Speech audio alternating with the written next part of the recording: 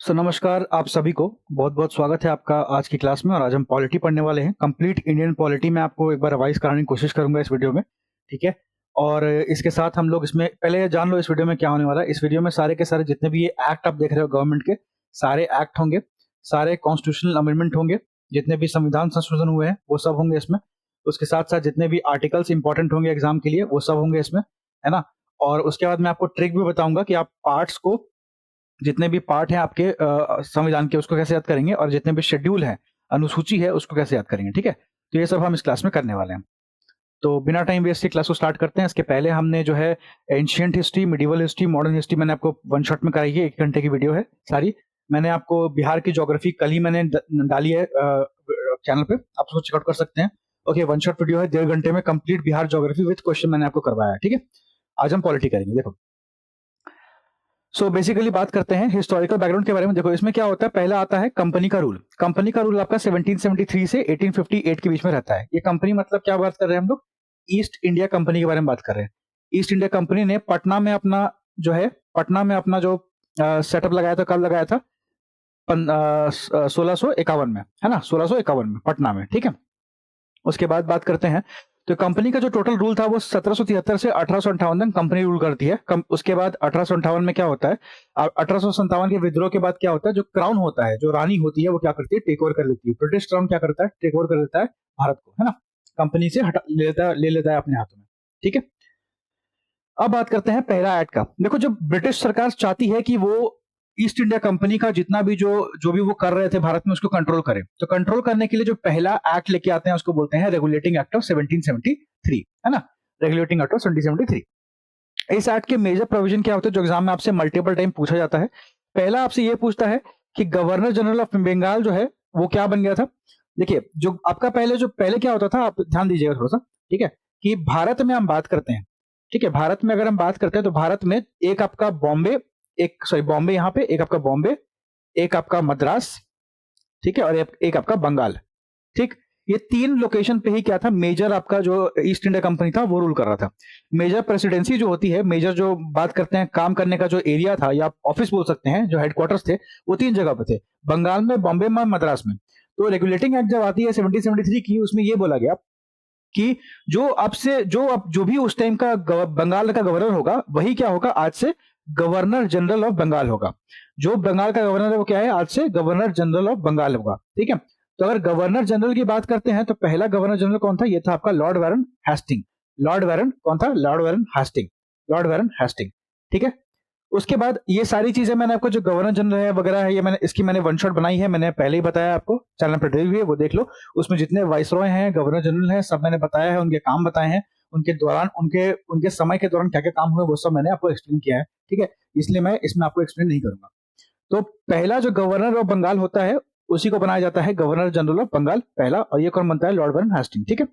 किसके कारण, regulating act of 1773 के कारण, ठीक है। गवर्नर ऑफ मद्रास और बॉम्बे जो है वो क्या होगा, सबऑर्डिनेट हो जाएगा किसका, बंगाल का। मतलब क्या बोला गया कि जैसे भारत में मैंने आपको बताया कि एक बॉम्बे था, एक मद्रास था, एक आपका बंगाल था। तो अब जो बंगाल का जो गवर्नर है, इसी के अधीन में आ जाएगा कौन सा, बॉम्बे और मद्रास। मतलब बॉम्बे और मद्रास क्या हो गए, छोटे हो गए इन कंपैरिजन टू, जब हम कंपेयर करते हैं बंगाल से, है ना। तो बंगाल का जो गवर्नर है उसी के अंदर में कंट्रोल हो जाएगा किसका, मद्रास का और बॉम्बे का, दोनों का, मद्रास का और बॉम्बे का, दोनों का, ठीक है। मतलब मद्रास और बॉम्बे की जो पावर्स थी उसको छीन लिया गया, ठीक है। उसके बाद सुप्रीम कोर्ट का एस्टेब्लिशमेंट होता है कहां पे, कलकत्ता में। सुप्रीम कोर्ट बनती है कहां पे, कलकत्ता में बनती है 1774 में, 1774 में, वारन हेस्टिंग के समय पे। तो रेगुलेटिंग एक्ट जो आया था उसमें यही 3 चीजें मेनली होती है, गवर्नर जनरल बंगाल बनता है, मद्रास और बॉम्बे का पावर छिन जाता है, और सुप्रीम कोर्ट बनती है 1774 में, ठीक है। उसके बाद हम बात करते हैं पिट्स इंडिया एक्ट के बारे में। अब एक्चुअली देखिए कोई भी चीज पहली बार आएगी ना तो उसमें प्रॉपरली आप, मतलब आपको नहीं पता है कि उसमें क्या क्या चीज मिसिंग है ना। तो जब पहली बार रेगुलेटिंग एक्ट आता है तो उन लोगों को भी नहीं पता था कि इसमें और क्या क्या चीजें ऐड करनी चाहिए। तो उसी को और इंप्रूव करने की बार बार कोशिश करेंगे। तो उसका एक इंप्रूवमेंट आता है पिट्स इंडिया एक्ट, जो कि आपका 1784 में आता है, लगभग 11 साल के बाद, ठीक है। 1784 में क्या आता है, Pitt's India act. Pitt's India act में 2 चीजें बोली गई। पहला बात ध्यान रखिएगा, जो बहुत पूछता है एग्जाम में, पहला है कोर्ट ऑफ डायरेक्टर। 2 बॉडीज बनाई गई। कोर्ट ऑफ डायरेक्टर का मतलब होता है, देखिए किसी भी बड़ी कंपनी के बारे में अगर हम बात करते हैं, जैसे इन्फोसिस है, विप्रो है ना, इन सब में क्या होता है, इन सब में डायरेक्टर्स होते हैं, है ना, इन सब में क्या होता है, डायरेक्टर होते हैं, ठीक है। तो कोर्ट ऑफ डायरेक्टर का मतलब क्या है, जो कमर्शियल अफेयर संभालेंगे कंपनी का जो बिजनेस है उसको कौन संभालेगा, कोर्ट ऑफ डायरेक्टर, ठीक है। डायरेक्टर की एक टीम होती है, कितने लोग डायरेक्टर हैं कोर्ट इस पूरे कंपनी के, तो कोर्ट ऑफ डायरेक्टर बनाया गया जो कि सारे बिजनेस संभालेगा। जितना भी पॉलिटिकल अफेयर, क्योंकि ईस्ट इंडिया कंपनी आपको पता होगा कि 1764 में बैटल ऑफ बक्सर हुआ था, उसके बाद ये इनका पॉलिटिकल इन्फ्लुएंस बहुत ज्यादा बढ़ गया था भारत में, है ना। तो उसी का कारण क्या होता है कि आप देखेंगे कि पॉलिटिकल अफेयर्स के लिए भी एक बॉडी बनाई जाएगी, इसको बोला जाता है बोर्ड ऑफ कंट्रोल, है ना, पॉलिटिकल अफेयर्स। और ये नई बॉडी थी, ये क्या थी, नई बॉडी। तो बेसिकली पिट्स इंडिया एक्ट में आपका बोर्ड ऑफ कंट्रोल बनाते हैं ताकि वो पॉलिटिकल अफेयर कंपनी का संभाले, मतलब कोर्ट ऑफ डायरेक्टर जो है, डायरेक्टर अपना धंधा संभाले और बोर्ड ऑफ कंट्रोल क्या करेगा, पॉलिटिकल अफेयर संभालेगा, ठीक है, क्लियर है। उसके बाद बात करते हैं पिट्स इंडिया एक्ट में क्या हुआ, एक डबल गवर्नमेंट की स्थापना की गई, डबल गवर्नमेंट का स्थापना किया गया, डबल गवर्नमेंट का, ठीक है, मैंने बताया आपको, ठीक है। अब आते हैं हम लोग चार्टर एक्ट ऑफ 1833 पे, ये इंपॉर्टेंट है। इसके पहले हम लोग 1813 के बारे में बात करते हैं, ठीक है। इससे पहले एक और चार्टर आता है जिसको बोलते हैं चार्टर एक्ट ऑफ 1813, 1813 में। देखिए 1813 में क्या हुआ, आपसे एग्जाम में एक ही क्वेश्चन पूछेगा कि 1813 में आपको स्टेटमेंट ये देगा कि 1813 में ईस्ट इंडिया कंपनी के सारे ट्रेड को बंद कर दिया गया। ये गलत स्टेटमेंट है।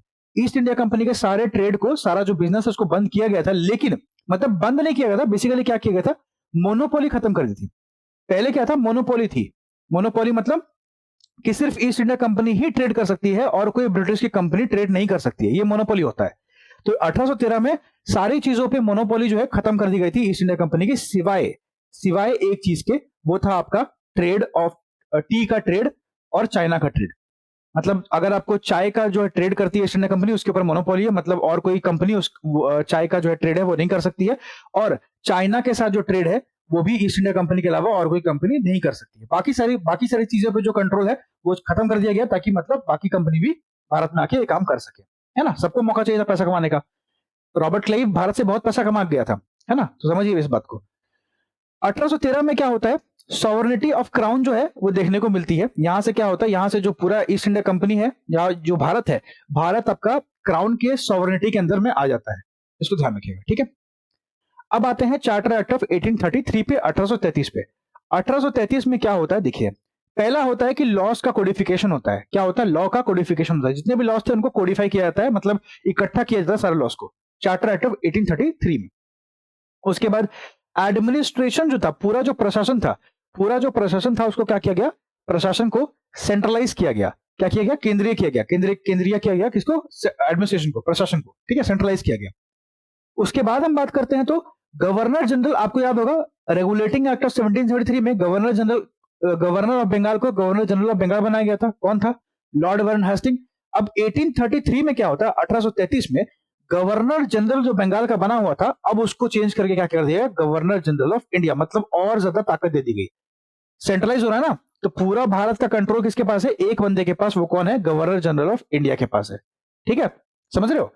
अब ये जो गवर्नर जनरल ऑफ इंडिया बनता है, ये कौन बनता है, ये बनते हैं हमारे लॉर्ड विलियम बेंटिक, जिसने सती को बैन किया था 1829 में, जिसने ठगी प्रथा को खत्म किया था अपने शासनकाल में, लॉर्ड विलियम बेंटिक, ठीक है, क्लियर है।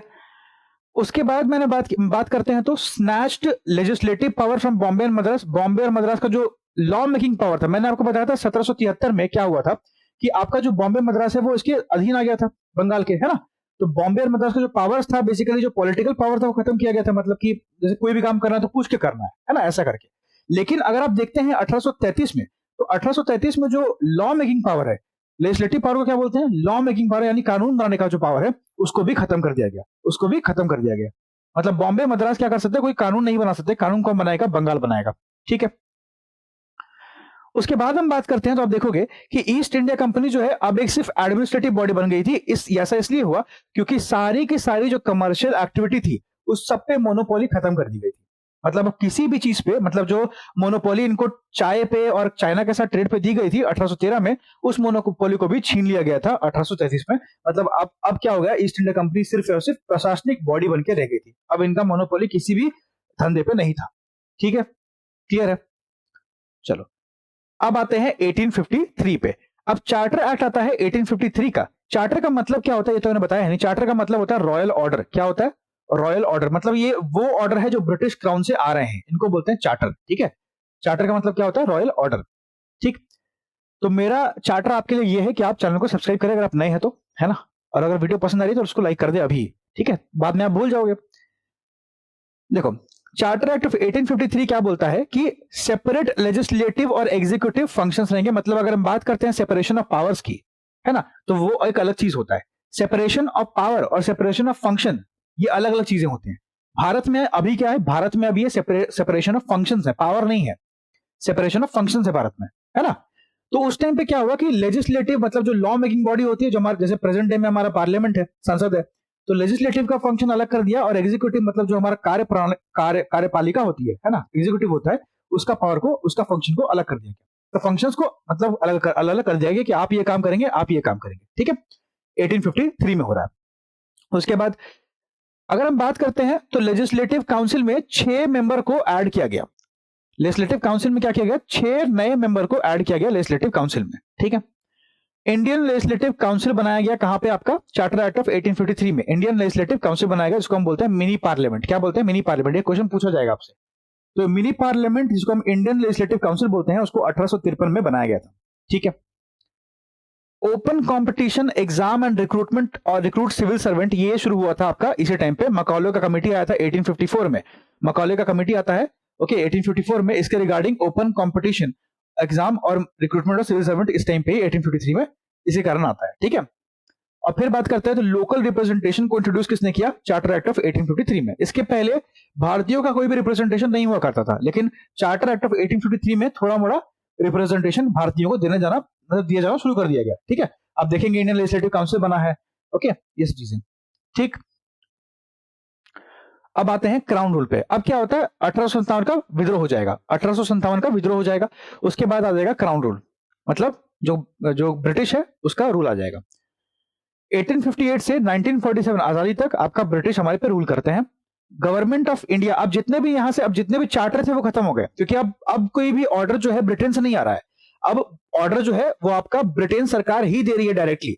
अभी तक क्या हो रहा था, अभी तक जो ऑर्डर है वो ब्रिटेन से भारत में आता था, इंडिया में आता था, और इंडिया का जो गवर्नर जनरल या वाइसरॉय है, गवर्नर जनरल है, वो इसको लागू करता था, है ना। इसीलिए बोला जाता है ब्रिटिश चार्टर। लेकिन अब कोई भी ऑर्डर जो है वो ब्रिटेन से नहीं आ रहा है ना। अब सारी चीजें क्या हो रही है, अब सारी चीजें डायरेक्ट ब्रिटिश से लोगों पे जा रही है। मतलब बीच में जो बिचौलिया था गवर्नर जनरल, वो अब बेसिकली उसका पोस्ट तो रहेगा, लेकिन अब ऑर्डर्स वो नहीं ले रहा है ना, ब्रिटिश भेज नहीं रही है ऑर्डर्स। अब ब्रिटिश क्या है, ब्रिटिशर ही हमारे सरकार है, ब्रिटिश हमारी सरकार हो गई है, ठीक है। तो बेसिकली इसीलिए क्या होगा, नाम बदल के क्या हो जाएगा, अब यहां से चार्टर एक्ट नहीं मिलेगा, यहां से मिलेगा आपको गवर्नमेंट ऑफ इंडिया एक्ट 1858। अब ये जो गवर्नमेंट ऑफ इंडिया एक्ट 1858 आता है, उसमें क्या बातें करते हैं उसके बारे में ध्यान दीजिएगा। अब ध्यान दीजिएगा, ये जो एक्ट आएगा इसी टाइम पे क्या हुआ है, आपका 1857 का विद्रोह खत्म हुआ है ना। इसी एक्ट को हम लोग क्या बोलते हैं, act for good governance in India. क्या बोला जा रहा है, act for good governance in India, ठीक है, क्लियर हो रहा है। उसके बाद हम बात करते हैं गवर्नर जनरल ऑफ इंडिया जो है उसी को बोला गया वाइसरॉय ऑफ इंडिया। क्या बोला गया, वाइसरॉय ऑफ इंडिया बोला गया, है ना। ओके, चलो सो नेक्स्ट हम बात करेंगे कि यहां पे क्या होता है कि देखो, charter act of government of India act of 1858 क्या करेगा, आपका गवर्नर जनरल ऑफ इंडिया को मैंने बताया वाइसरॉय बना देगा, है ना। अब ये पहला वाइसरॉय कौन बनता है, Lord Canning. Last governor general पूछ सकता है, तो ये भी कौन होगा, लॉर्ड कैनिंग। रिवॉल्ट ऑफ 1857 के टाइम पे गवर्नर जनरल कौन था, लॉर्ड कैनिंग, ठीक है। ये सब लॉर्ड कैनिंग के टाइम पे हो रहा है। उसके बाद आप ध्यान रखिएगा कि एक और पूछता है क्वेश्चन कि दिल्ली दरबार लगा था उस टाइम पे, ये भी लॉर्ड कैनिंग के टाइम पे लगा था दिल्ली दरबार, ठीक है, ये भी ध्यान रखिएगा।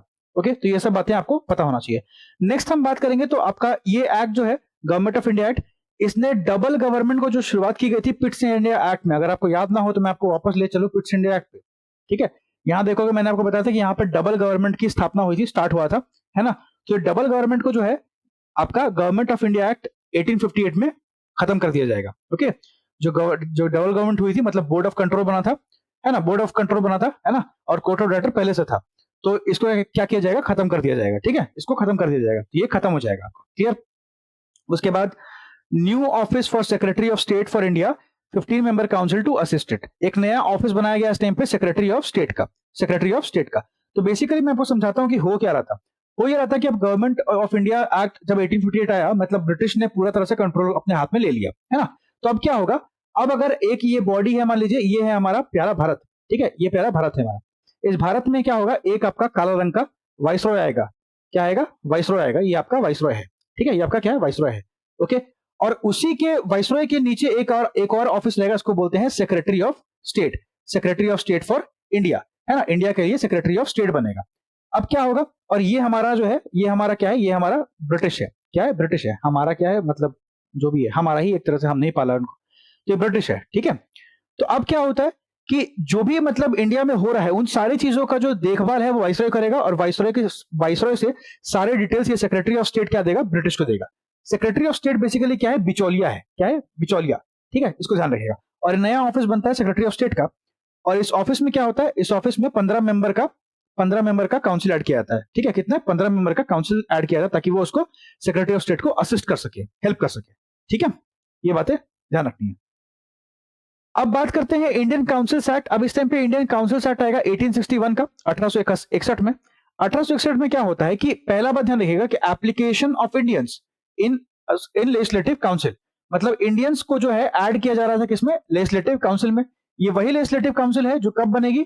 जो बनती है आपका 1853 में, है ना। 1853 में इंडियन लेजिस्लेटिव काउंसिल बनी ना, उसी में अब क्या होगा? 1861 में यहाँ पे इंडियंस को ऐड करने का प्रक्रिया शुरू किया जाएगा। यहाँ पे डिसेंट्रलाइजेशन शुरू होगा।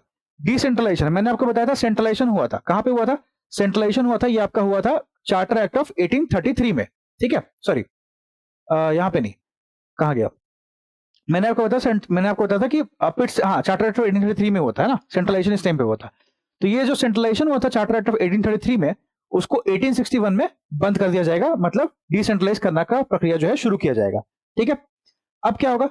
New legislative council for Bengal, north western province और पंजाब, मतलब जो नॉर्थ वेस्टर्न प्रोविंस का मतलब है प्रेजेंट डे पाकिस्तान, अफगानिस्तान, ठीक है। ये जो एरिया है, रीजन है सिंध वगैरह का, ये पूरा नॉर्थ वेस्टर्न प्रोविंस था, हरियाणा वगैरह, ठीक है। और आपका बंगाल के लिए और आपका पंजाब के लिए, मतलब 3 जगह के लिए क्या था? नया लेजिस्लेटिव काउंसिल बनाया जा रहा था, ठीक है। उसके बाद पोर्टफोलियो सिस्टम लाया गया। ये पोर्टफोलियो सिस्टम पे क्वेश्चन पूछता है कि कौन लेकर आया, तो ये लॉर्ड कैनिंग इंट्रोड्यूस करता है 1859 में। 1859 में लॉर्ड कैनिंग पोर्टफोलियो सिस्टम को क्या करता है? इंट्रोड्यूस करता है, ठीक है। और इंडियन काउंसिल एक्ट 1861 की बात करते हैं, तो इसमें आपका एग्जीक्यूटिव जो काउंसिल था, एग्जीक्यूटिव काउंसिल मैंने आपको बताया था कि पावर की शेयरिंग हो गई थी, फंक्शन की शेयरिंग हो गई थी। बोला गया कि लेजिस्लेटिव और एग्जीक्यूटिव के फंक्शन अलग अलग होंगे। कहां पे? 1853 में। तो यही इसी को 1861 में क्या किया गया? यही एग्जीक्यूटिव काउंसिल को बढ़ा के, पहले इसमें 4 मेंबर होते थे, 4 से 5 मेंबर कर दिए गए, 4 से 5 मेंबर कर दिए गए। कहां पे? इंडियन काउंसिल एक्ट ऑफ 1861 में, ठीक है। तो उसके बाद बात करते हैं, तो एग्जीक्यूटिव काउंसिल का बेसिकली नाम चेंज करके इंपीरियल लेजिस्लेटिव काउंसिल कर दिया गया। क्या कर दिया गया? Imperial legislative council, imperial legislative council कर दिया गया, ठीक है। ये बात ध्यान रखिएगा। तो ये सब 1861 में होता है। उसके बाद आते हैं एक्ट ऑफ 1892 में। 1892 में क्या हुआ? 1892 में फंक्शन ऑफ लेजिस्लेटिव काउंसिल को बढ़ा दिया गया। जो फंक्शन थे लेजिस्लेटिव काउंसिल के, उसको यहां पे बढ़ा दिया गया, फंक्शन को, ओके, 1892 में। और पहली बार first indirect form of election होता है कहां पे? 1892 में। ये इंपॉर्टेंट क्वेश्चन है, पूछता है भारत में, है ना, पूछता है भारत नहीं, पूछता है एग्जाम में आपको, ठीक है, कि फर्स्ट टाइम जो है इलेक्शंस कब हुए। तो फर्स्ट टाइम जो इलेक्शंस हुए थे इनडायरेक्ट फॉर्म में, वो कब हुए थे? 1892 में हुए थे। और इसी टाइम पे आपका बजट भी आता है। क्या आता है? बजट भी आता है, ठीक है, बजट भी आता है। उसके बाद मोस्ट इंपॉर्टेंट एक्ट जो बनता है वो ये बनता है एक्ट ऑफ 1909, जिसको हम बोलते हैं मॉर्ले मिंटो रिफॉर्म। जिसको क्या बोलते हैं? मॉर्ले मिंटो रिफॉर्म, जिसमें मॉर्ले आपका सेक्रेटरी ऑफ स्टेट था, मिंटो आपका वाइसरॉय था। मिंटो क्या था? वाइसरॉय था। ये क्या था? सेक्रेटरी ऑफ स्टेट, जो मैंने बताया, सेक्रेटरी ऑफ स्टेट 1858 में जो नया ऑफिस बनता है ना, और इसके रिफॉर्म आते हैं। रिफॉर्म मतलब बदलाव, ठीक है।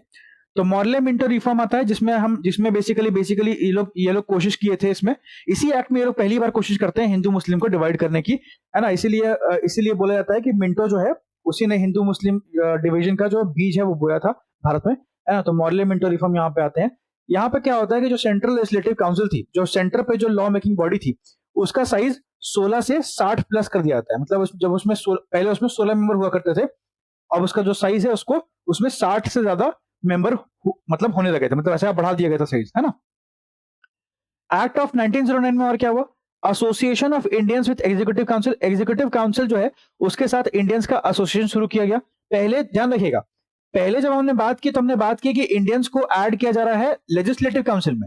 ये बात नोट कीजिएगा, नोटेड है ना, पॉइंट टू बी नोटेड, कि इंडियंस को सिर्फ और सिर्फ लेजिस्लेटिव काउंसिल में ही ऐड किया गया था। अभी तक 1861 तक ये लोग नहीं थे आपके एग्जीक्यूटिव काउंसिल में, है ना। उसके बाद देखते हैं 1892 में भी एग्जीक्यूटिव काउंसिल में इंडियंस नहीं थे। पहली बार इंडियंस को पूछेगा क्वेश्चन में कि पहली बार इंडियंस को एग्जीक्यूटिव काउंसिल में कब ऐड करते हैं, 1909 में, और पहली बार इंडियंस को लेजिस्लेटिव काउंसिल में कब ऐड करते हैं, तो 1861 में। ठीक है, तो यहाँ पे एग्जीक्यूटिव काउंसिल में इंडियंस को ऐड कर दिया गया। उसके बाद कम्युनल रिप्रेजेंटेशन यहाँ पे शुरू होता है पहली बार, जो मैंने बताया आपको, सीड बो दिया गया था हिंदू मुस्लिम डिवीजन का, और यहाँ पे मुस्लिम को पहली बार कम्युनल रिप्रेजेंटेशन दिया जाता है। यही क्वेश्चन आपसे मैक्सिमम टाइम पूछता है, और एक ये पूछता है। ठीक है, यहाँ से उसके बाद लॉर्ड मिंटो जो है, लॉर्ड मिंटो क्या कहता है, इसको बोलते हैं फादर ऑफ कम्युनल इलेक्टोरेट, मतलब इसी ने शुरुआत की कम्युनल इलेक्टोरेट की, तो इसको बोलते हैं फादर ऑफ कम्युनल इलेक्टोरेट। ठीक है, अब आते हैं गवर्नमेंट ऑफ इंडिया एक्ट 1919 पे। 1919 में आप याद रखिएगा रॉलेट सत्याग्रह होता है, इस टाइम पे जाने वाला बाग मैसेकर होता है ना, ये सब चीजें इस टाइम पे होती है।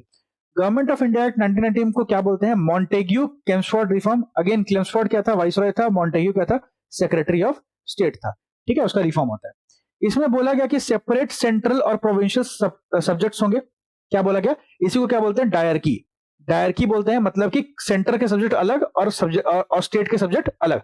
बेसिकली क्या होता है, यूएस वगैरह में हम लोग ना स्टेट को, राज्य को प्रोविंस बोलते हैं, तो यहाँ पे भी प्रोविंशियल शब्द का प्रयोग किया गया है, आज हम स्टेट बोलते हैं। ठीक है, तो सेंट्रल और प्रोविंशियल सब्जेक्ट को अलग, मतलब जो होता, जैसे आज हम पढ़ते हैं ना कि यूनियन लिस्ट है, कंकरेंट लिस्ट है, और आपका स्टेट लिस्ट है, in the same way central के सब्जेक्ट अलग और स्टेट के सब्जेक्ट अलग। सेंटर में बात करते हैं, अब प्रोविंशियल में भी क्या हुआ, प्रोविंशियल में भी दो तरह के सब्जेक्ट थे, प्रोविंशियल में भी दो तरह के सब्जेक्ट थे, एक था ट्रांसफर्ड, एक था रिजर्व। मतलब स्टेट के पास भी सारा सब्जेक्ट स्टेट को नहीं दिया गया था, स्टेट के पास ट्रांसफर था। ट्रांसफर का मतलब एजुकेशन हो गया, हेल्थ हो गया, लोकल गवर्नमेंट, एग्रीकल्चर, ये सब स्टेट्स मानेगा। लेकिन जो बाकी चीजें हैं, लॉ हो गया, फाइनेंस हो गया, लैंड रेवेन्यू, इरिगेशन, ये सब वाइसरॉय के कंट्रोल में रहेगा। ठीक है, उसको बोलते हैं रिजर्व, इसको बोलते हैं डायरकी। ठीक है, तो डायरकी पहली बार कब आई, 1919 में। फिर बात करते हैं तो by cameralism. Government of India act 1919 जो है, इंडिया में बाई कैमरलिज्म को इंट्रोड्यूस करता है। बाई कैमरलिज्म का मतलब होता है दो हाउसेस, जैसे आज हम देखते हैं Lok Sabha, Rajya Sabha, in the same way उस टाइम पे क्या था, अपर हाउस और लोअर हाउस थे। ठीक है, उसके बाद बात करते हैं तो सेंट्रल पब्लिक सर्विस कमीशन को सेटअप किया गया 1926 में। सेंट्रल पब्लिक सर्विस कमीशन जो होता है, जिसको आज प्रेजेंट डे में क्या बोलते हैं, union public service commission, UPSC बोलते हैं। ठीक है, यही है सेंट्रल पब्लिक सर्विस कमीशन। इसको पहली बार 1926 में सेटअप किया जाता है। और एक्सटेंडेड कम्युनल रिप्रेजेंटेशन, यहाँ पे क्या हुआ, जो कम्युनल रिप्रेजेंटेशन की शुरुआत की थी मिंटो ने मुस्लिम को देके, उसको यहाँ पे और बढ़ाया गया, और बढ़ा के सिख को, इंडियन क्रिश्चियंस को, एंग्लो इंडियंस को और यूरोपियंस को, इन सबको कम्युनल रिप्रेजेंटेशन देने की बात की गई। ठीक है, उसके बाद हम बात करते हैं तो कम्युनल अवार्ड के बारे में। कम्युनल अवार्ड जो है वो पूना पैक्ट जब साइन होता है उस टाइम पे आता है ना। कम्युनल अवार्ड की बात जो पहली बार की गई थी, वो की गई थी सेकंड राउंड टेबल कॉन्फ्रेंस में, सेकंड राउंड टेबल कॉन्फ्रेंस में, जो कि आपका 1931 में होता है, 1931 में होता है, 1931 में होता है। ठीक है, यहाँ पे बात किया गया था कम्युनल अवार्ड के बारे में, जिसके कारण गांधी जी गुस्सा हो गए थे और कांग्रेस भी नाराज हो गई थी, है ना। तो पूना पैक्ट यहाँ पे साइन होगा। Poona pact basically BR Ambedkar और गांधी जी में साइन होता है, ध्यान रखिएगा, गांधी जी में पूना पैक्ट साइन होता है। और Poona pact gave reserve seats to the depressed classes, यहाँ पे डिप्रेस्ड क्लासेस को रिजर्व सीट दिए गए थे पूना पैक्ट के अनुसार। ठीक है, उसके बाद हम बात करते हैं तो आता है जिसको हम बोलते हैं ब्लूप्रिंट ऑफ इंडियन कॉन्स्टिट्यूशन। संविधान का ब्लूप्रिंट बोलते हैं किसको, गवर्नमेंट ऑफ इंडिया एक्ट 1935 को, है ना। और ये बेसिकली कंप्लीट इंडिपेंडेंस गारंटीड यहाँ पे बोला गया था। एक्ट डिवाइडेड, इसने क्या किया था, पावर को डिवाइड किया था सेंटर में और यूनिट्स में, उसके यूनिट्स में पावर को डिवाइड किया। इसमें फेडरल लिस्ट आती है, प्रोविंशियल लिस्ट आती है और कंकरेंट लिस्ट आती है। फेडरल लिस्ट को आज हम क्या बोलते हैं, यूनियन लिस्ट बोलते हैं, प्रोविंशियल को स्टेट लिस्ट बोलते हैं, कंकरेंट को कंकरेंट बोलते हैं। ठीक है, और रेस्टिट्यूटरी पावर जो है वाइसरॉय को, लेकिन आज के प्रेजेंट टाइम में रेस्टिट्यूटरी पावर को किसको दिया गया है, वो दिया गया है हमारे सेंटर को, है ना, सेंटर को दिया गया है। ठीक है, तो उस टाइम पे बोला गया था रेस्टिट्यूटरी पावर जो बचेंगे वो दिया जाएगा वाइसरॉय को। ठीक है, अब क्या होता है लिस्ट, एक बार समझ लो। यूनियन लिस्ट में जितने भी सब्जेक्ट होंगे, जैसे फाइनेंस हो गया, करेंसी हो गया, डिफेंस हो गया, है ना, सिक्योरिटी हो गया, ये सब आता है यूनियन लिस्ट में, और इसके ऊपर सिर्फ और सिर्फ सेंट्रल गवर्नमेंट ही लॉ बना सकती है। प्रोविंशियल लिस्ट में क्या आता है, स्टेट लिस्ट में क्या आता है, मैरिज हो गया, ठीक है, मैरिज नहीं बोलेंगे, सॉरी, एग्रीकल्चर हो गया, ठीक है, और आपका ये सब चीजें होती है, एग्रीकल्चर, पंचायती राज, इन चीजों पे जो लॉ बनते हैं वो स्टेट बनाती है। ठीक है, और कंकरेंट में आपका आता है मैरिज, एजुकेशन। तो ये जो कंकरेंट लिस्ट होती है, इसमें स्टेट और सेंटर दोनों लॉ बना सकते हैं। अब रेस्टिट्यूटरी पावर का मतलब क्या होता है, मान लीजिए ऐसा कोई सब्जेक्ट है जो कि इन तीनों लिस्ट में किसी में नहीं है। ऐसा भी तो हो सकता है कि फ्यूचर में ऐसा कुछ चीज आ जाए जो इन तीनों में से किसी में नहीं है, जैसे AI। आज से 50 साल पहले किसी को पता था क्या AI के बारे में, नहीं पता था। तो हमने किसी लिस्ट में उसको ऐड नहीं किया, लेकिन एआई मान लो आएगा और उस पे कोई मान लो लॉ बनाना है, तो कौन बनाएगा? तो वो आ जाएगा रेसिडुअरी पावर में, और वो किसको दिया जाता है? वाइसरॉय को, उस टाइम पे 1935 में। आज के टाइम पे सेंटर के पास है, ठीक है। गवर्नमेंट ऑफ इंडिया एक्ट 1935 के टाइम पे ही आपका आरबीआई एस्टेब्लिशमेंट होता है। आरबीआई पहली बार इस टाइम पे बनेगा, ठीक है, 1935 के टाइम पे। फेडरल कोड बनेंगे 1937 में। 1937 में फेडरल कोड बनाए जाएंगे। डायरकी जो बनाई गई थी, डायरकी का मतलब क्या है? प्रोविंशियल और रिजर्व सब्जेक्ट, जो मैंने आपको बताया है ना, ट्रांसफर्ड और रिजर्व, ये डायरकी खत्म की जाती है, ठीक है। और प्रोविंशियल ऑटोनॉमी मतलब जो स्टेट्स हैं उनको और ज्यादा पावर दी गई, प्रोविंशियल ऑटोनॉमी को यहाँ पे इंट्रोड्यूस किया गया। ओके, काउंसिल ऑफ इंडिया को अबॉलिश किया गया, काउंसिल ऑफ इंडिया को यहाँ पे अबॉलिश कर दिया गया था। क्लियर है? तो ये सारी चीजें आपकी गवर्नमेंट ऑफ इंडिया एक्ट 1935 में होती है। ओके, और उसके बाद हम बात करते हैं तो लास्टली हमारा जो एक्ट आता है वो आता है इंडियन इंडिपेंडेंस एक्ट ऑफ 1947, 1947, जिसने हमें आजादी दी। तो इसमें आपका कॉन्स्टिट्यूएंट असेंबली की स्थापना होती है 1946 में, है ना। लॉर्ड माउंटबेटन क्या होते हैं? आपके आखिरी वाइसरॉय होंगे, आखिरी वाइसरॉय होंगे। इन्होंने पार्टीशन का प्लान दिया, जिसको माउंटबेटन प्लान दिया गया। लॉर्ड माउंटबेटन क्या है? ये आपके पहले गवर्नर जनरल है नए डोमिनियन इंडिया के, मतलब नए भारत के, है ना। इंडिपेंडेंट इंडिया के पहले ब्रिटिश गवर्नर जनरल कौन थे? Lord Mountbatten. और आखिरी कौन थे? लॉर्ड माउंटबेटन, ठीक है। सो अब हम बात करेंगे जितने भी इंपॉर्टेंट आपके पार्ट्स हैं, उन पार्ट्स को याद करने की कोशिश करते हैं, ठीक है। जैसे देखिए क्या है कि देखिए मोस्ट इंपॉर्टेंटली पहले मैं बता दूं आपको कि जो पार्ट्स है ना उसको आप याद करोगे तो 11 पार्ट्स तक मैं आपके लिए मेरे पास एक दूसरी ट्रिक है। क्या है? You can do fixed deposit from US using pre mature withdrawal on special rates, ठीक है। इसका मतलब क्या है? यू का मतलब यूनियन, ठीक है। सी का मतलब सिटीजनशिप, कैन का मतलब सिटीजनशिप, डू के बाद फंडामेंटल राइट्स का मतलब fixed, you can do fixed deposit. Okay, तो डायरेक्टिव प्रिंसिपल स्टेट पॉलिसी आपका पार्ट 4 तक कंप्लीट हो गया। अब ध्यान रखना है कि इसके बाद फंडामेंटल ड्यूटी आता है तो वो पार्ट 4A हो जाता है, ठीक है। फिर आपका आ जाएगा यूनियन जो कि आपका पार्ट 5 होगा। फिर आएगा स्टेट्स यानी कि आपका पार्ट 6, ठीक है। और फिर आपका आता है यूनियन टेरिटरी जो कि पार्ट 8 होता है। फिर आपका पंचायत आता है जो कि पार्ट 9 होता है, और म्युनिसिपैलिटी आता है जो कि पार्ट 9A होता है, ठीक है। पंचायत और म्युनिसिपैलिटी 9A, और फंडामेंटल ड्यूटीज और directive principle state policy 4A, ठीक है। और आपका फिर आएगा 10 में शेड्यूल जो कि स्पेशल होता है, और आपका 11 में आता है रेट्स। तो 11 तक अगर याद करना है तो आप ऐसे याद कर सकते हो। दूसरा तरीका बताता हूं। दूसरा तरीका यह है कि आप क्या करो, सारे इंपॉर्टेंट वाले याद कर लो, जितना भी इंपॉर्टेंट वाला जो पूछा था वो याद कर लो। जैसे कि पहला तो आपको याद रहेगा हमेशा कि पहला बात करता है यूनियन का, दूसरा भी ध्यान होगा सिटीजनशिप का, और तीसरा तक आपको ध्यान होता है। तीसरा और चौथा तक सबको ध्यान होता है कि चौथा तक हम बात करते हैं डीपीएसपी की, ठीक है। दिक्कत जो आती है वो आती है इसके बाद से। उसके बाद आप 4 याद करने के बाद आप याद कर लो इसको, पंचायत को। अगर 9वां आपको याद है पंचायत है तो 9 ने क्या है? म्युनिसिपैलिटी हो जाएगा उसके बाद वाला, तो 9A म्युनिसिपैलिटी है। यहां तक भी ध्यान रहेगा, है ना। उसके बाद आप बात कर सकते हैं relation between union and states के बारे में। 1-1, अगर मैं एक लाफा खाऊंगा तो तुम भी एक लाफा खाओगे। यूनियन जो है स्टेट से बोलता है, स्टेट यूनियन से बोलता है, तो 1-1 मतलब 11। तो कम से कम आपको 1 2 3 4 और 5 6 7 आपको पार्ट्स ऐसे याद हो गए, है ना। 7 आपको ऐसे ही ध्यान हो गया, 7 नहीं बोल सकते हैं, 1 2 3 4 और 5 और 6 आपको ऐसे याद हो गए, ठीक है। तो एक ये तरीका है। अब अगर ये भी समझ में नहीं आता है तो मेरे पास सबसे अच्छा तरीका है, ये एक ट्रिक है, इसमें यूज कर सकते हैं। You can fly directly. अब देखो 4 तो आपको हमेशा ध्यान रहेगा, हमेशा आपको 4 तो हमेशा ध्यान ही रहेगा हमेशा, कि पहला भैया शुरू होता है यूनियन से, पहली बात हम करते हैं यूनियन की। दूसरा भी हमेशा ध्यान रहेगा कि दूसरा बात हम लोग हमेशा करते हैं किसके बारे में? सिटीजनशिप के बारे में, ठीक है। तीसरा भी याद रहेगा कि हम बात करते हैं फंडामेंटल राइट के बारे में, और चौथा बात करते हैं डीपीएसपी के बारे में। इतना सबको पता होता है। तो यू कैन फ्लाई इतना हो गया डायरेक्टली। अब डायरेक्टली डीपीएसपी के बाद आता है फंडामेंटल ड्यूटी जो कि 4A में आता है, ठीक है। तो फ्रॉम यूएस यूपी मतलब तुम जो है वो यूएस से यूपी फ्लाई कर सकते हो। You can fly directly from US UP. अब कितना हो गया? 4 इधर हो गए थे, 4 इधर हो गए। 5वां हो गया आपका, सॉरी 4A हो गया आपका फंडामेंटल ड्यूटी, ओके। 5 हो गया आपका यूनियन, 6 हो गया आपका स्टेट, 7 हो गया अगेन आपका 7th अगेन क्या हो गया? 7th हो गया अगेन यूनियन टेरिटरी, और आपका 8th हो गया, एक मिनट यहां पे कुछ मिस हो गया, एक सेकंड।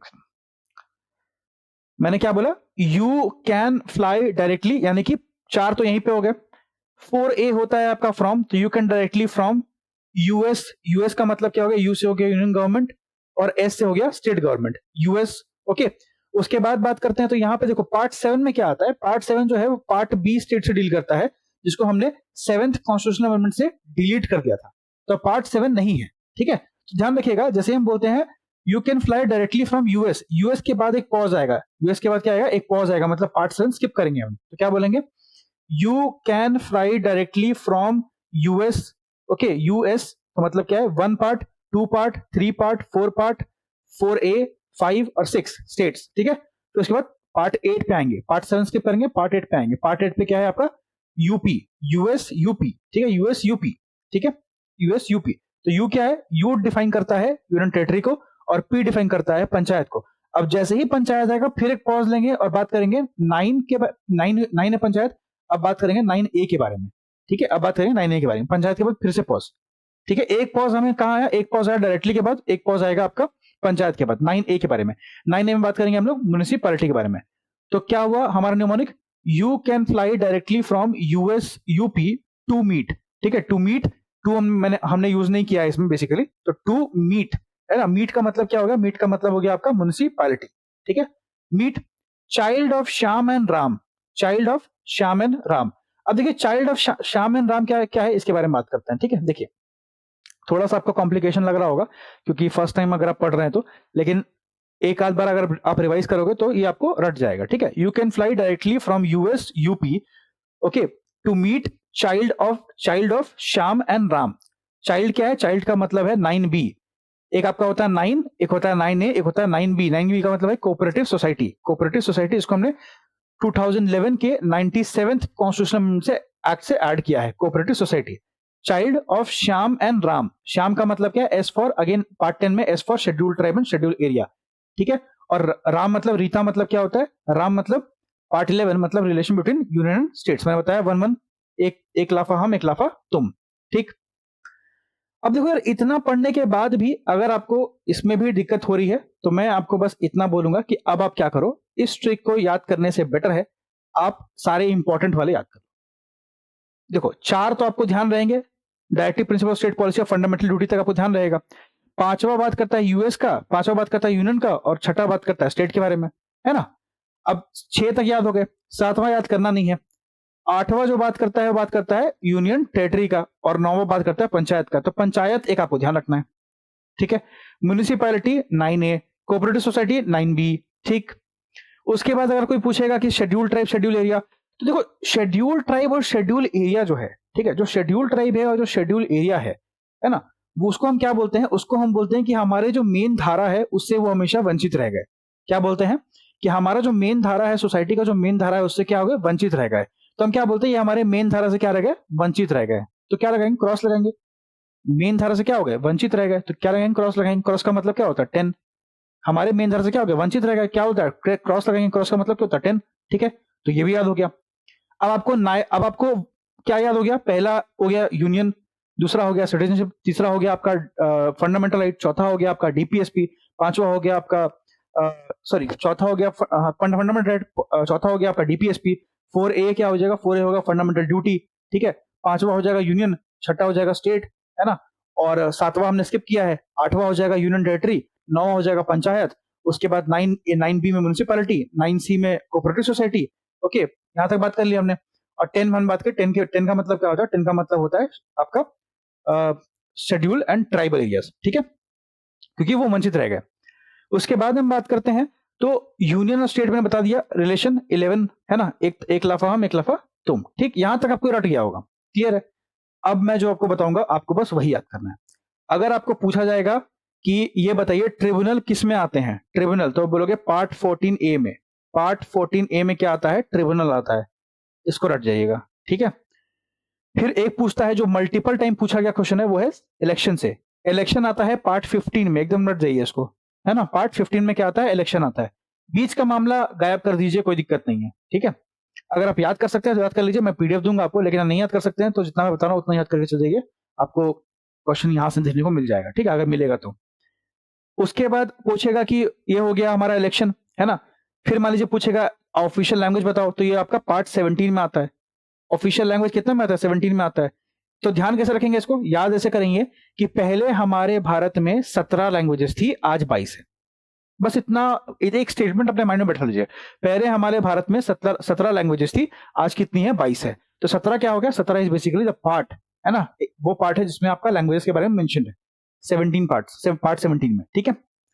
फिर आपसे पूछेगा, अब देखिए जैसे ही हमने बात की लैंग्वेज के बारे में, अब आपको याद होगा कि लैंग्वेज के रिगार्डिंग ना बहुत लफड़ा हुआ था भारत में। स्टार्टिंग में जब लैंग्वेज के रिगार्डिंग बहुत लफड़ा हुआ था कि लिंग्विस्टिक बेसिस पे स्टेट राज्य का फॉर्मेशन होना चाहिए नहीं होना चाहिए, है ना। इसको लेके बहुत मारधार हुआ था भारत में, है ना। इसी कारण जो है बहुत जगह आपका साउथ में भी बहुत जो है राइट वगैरह हुआ था। तो याद रखिएगा कि जब भी लैंग्वेज के कारण क्या होगा, लैंग्वेज के कारण राइट हो गया था। अब राइट होगा तो क्या लगेगी? इमरजेंसी लगेगी। तो अगर 17 में हम बात कर रहे हैं लैंग्वेज के बारे में, तो 18 में बात करेंगे इमरजेंसी के बारे में, है ना। 18 में बात करेंगे इमरजेंसी के बारे में, तो ये होगा पार्ट 18 होगा यहाँ पे, है ना। ये गलत लिखा हुआ है, 17 18 होगा। पार्ट 18 क्या बात करता है? इमरजेंसी के बारे में, ठीक। याद रहेगा। अब 17 में लैंग्वेजेस, 18 में आपका इमरजेंसी, ठीक है। 15 में इलेक्शन और 14A में ट्रिब्यूनल, ठीक। उसके बाद बात करते हैं, तो उसके बाद यहाँ पे और कुछ नहीं, यहाँ पे आपका पूछेगा अमेंडमेंट ऑफ कॉन्स्टिट्यूशन। अगर पूछेगा अमेंडमेंट ऑफ कॉन्स्टिट्यूशन, ठीक है, तो याद रखिएगा कि अमेंडमेंट ऑफ कॉन्स्टिट्यूशन किसमें है? आर्टिकल पार्ट 20 में। पार्ट 20 में क्या है? कॉन्स्टिट्यूशन का अमेंडमेंट है। पार्ट 20 में क्या है? कॉन्स्टिट्यूशन का, संविधान का अमेंडमेंट के बारे में बात करते हैं हम लोग, है ना। अमेंडमेंट के बारे में बात करते हैं पार्ट 20 में, ठीक है, पार्ट 20 में, क्लियर। उसके बाद बात करते हैं, तो यहाँ पे और कुछ याद करने, पार्ट 22 में और ऐसा कुछ है नहीं, ठीक है। तो इतने अगर आप पार्ट्स याद कर लेते हो जो मैंने आपको बताया, है ना, वापस से मैं आपके लिए हाईलाइट कर दूंगा, कोई दिक्कत वाली बात नहीं। क्लास थोड़ी लंबी हो जाएगी, कोई बात नहीं, ठीक है, लेकिन क्लास में ही रट के जाना है, क्योंकि इसके बाद आपके पास टाइम है नहीं, है ना। बाकी चीज पढ़नी है ना, साइंस पढ़नी है कि नहीं पढ़नी है? साइंस भी पढ़ना है, पॉलिटी उतना पूछा जाता नहीं है, ठीक है। तो अगर गलती से क्वेश्चन पूछ दिया तो पूछ दिया, इसलिए मैं बता देता हूँ आपको, यहीं रट के जाना है, यहीं से पढ़ के जाना है, घर में फिर पढ़ना ना पड़े। तो इसमें से आप ध्यान रखेंगे। अब देखो, पहला जो 4-5 है वो आपको हमेशा ध्यान रहेगा। पहला बोलेंगे यूनियन होता है सर, फिर क्या होता है सर, फिर होता है हमारा सिटीजनशिप होता है सर, फिर क्या होता है? फंडामेंटल राइट होता है सर, फिर क्या होता है? डीपीएसपी होता है सर, फिर क्या होता है? डीपीएसपी के बाद फंडामेंटल ड्यूटी होता है सर। तो ये आपका 1 हो गया, ये 2 हो गया, ये पार्ट 3 हो गया, ये पार्ट 4 हो गया, ये पार्ट 4A हो जाएगा, फंडामेंटल ड्यूटी, है ना। उसके बाद सर हम लोग बात करेंगे यूनियन के बारे में, बात करेंगे सर, तो कितना हो गया? पार्ट 5 हो गया, है ना। फिर क्या होगा? फिर 6 बात करेंगे सर, यूनियन बात करें तो स्टेट के बारे में बात करना पड़ेगा, तो 6 स्टेट हो गया। सातवां हमने स्किप कर दिया सर। क्यों स्किप किया? क्योंकि 7th कॉन्स्टिट्यूशनल अमेंडमेंट एक्ट 1956 में सर क्या हुआ था कि 7th वाला जो हमारा पार्ट 7 है उसको हटा दिया गया था, ठीक है। सर फिर पार्ट 7 के बारे में बात करते हैं। पार्ट 7 क्या था सर? पार्ट 7 बात करता है यूनियन टेरिटरी के बारे में। कैसे पता सर? क्योंकि यूनियन टेरिटरी के बारे में बात करता है सर, क्योंकि इसके बाद ही हमने बात किया था, सॉरी पार्ट 8 में इसके बाद ही हमने बात की थी कि पार्ट 9 में आपका पंचायत है। तो पंचायत के पहले कौन था? यूनियन टेरिटरी था। अब सर पंचायत आएगा तो 9A में क्या आएगा सर? म्युनिसिपैलिटी आएगी सर। 9B में क्या आएगा सर? कोऑपरेटिव सोसाइटी आएगी सर, है ना। उसके बाद हम बात करते हैं 9B तक हो गया। अब 10 में क्या था सर?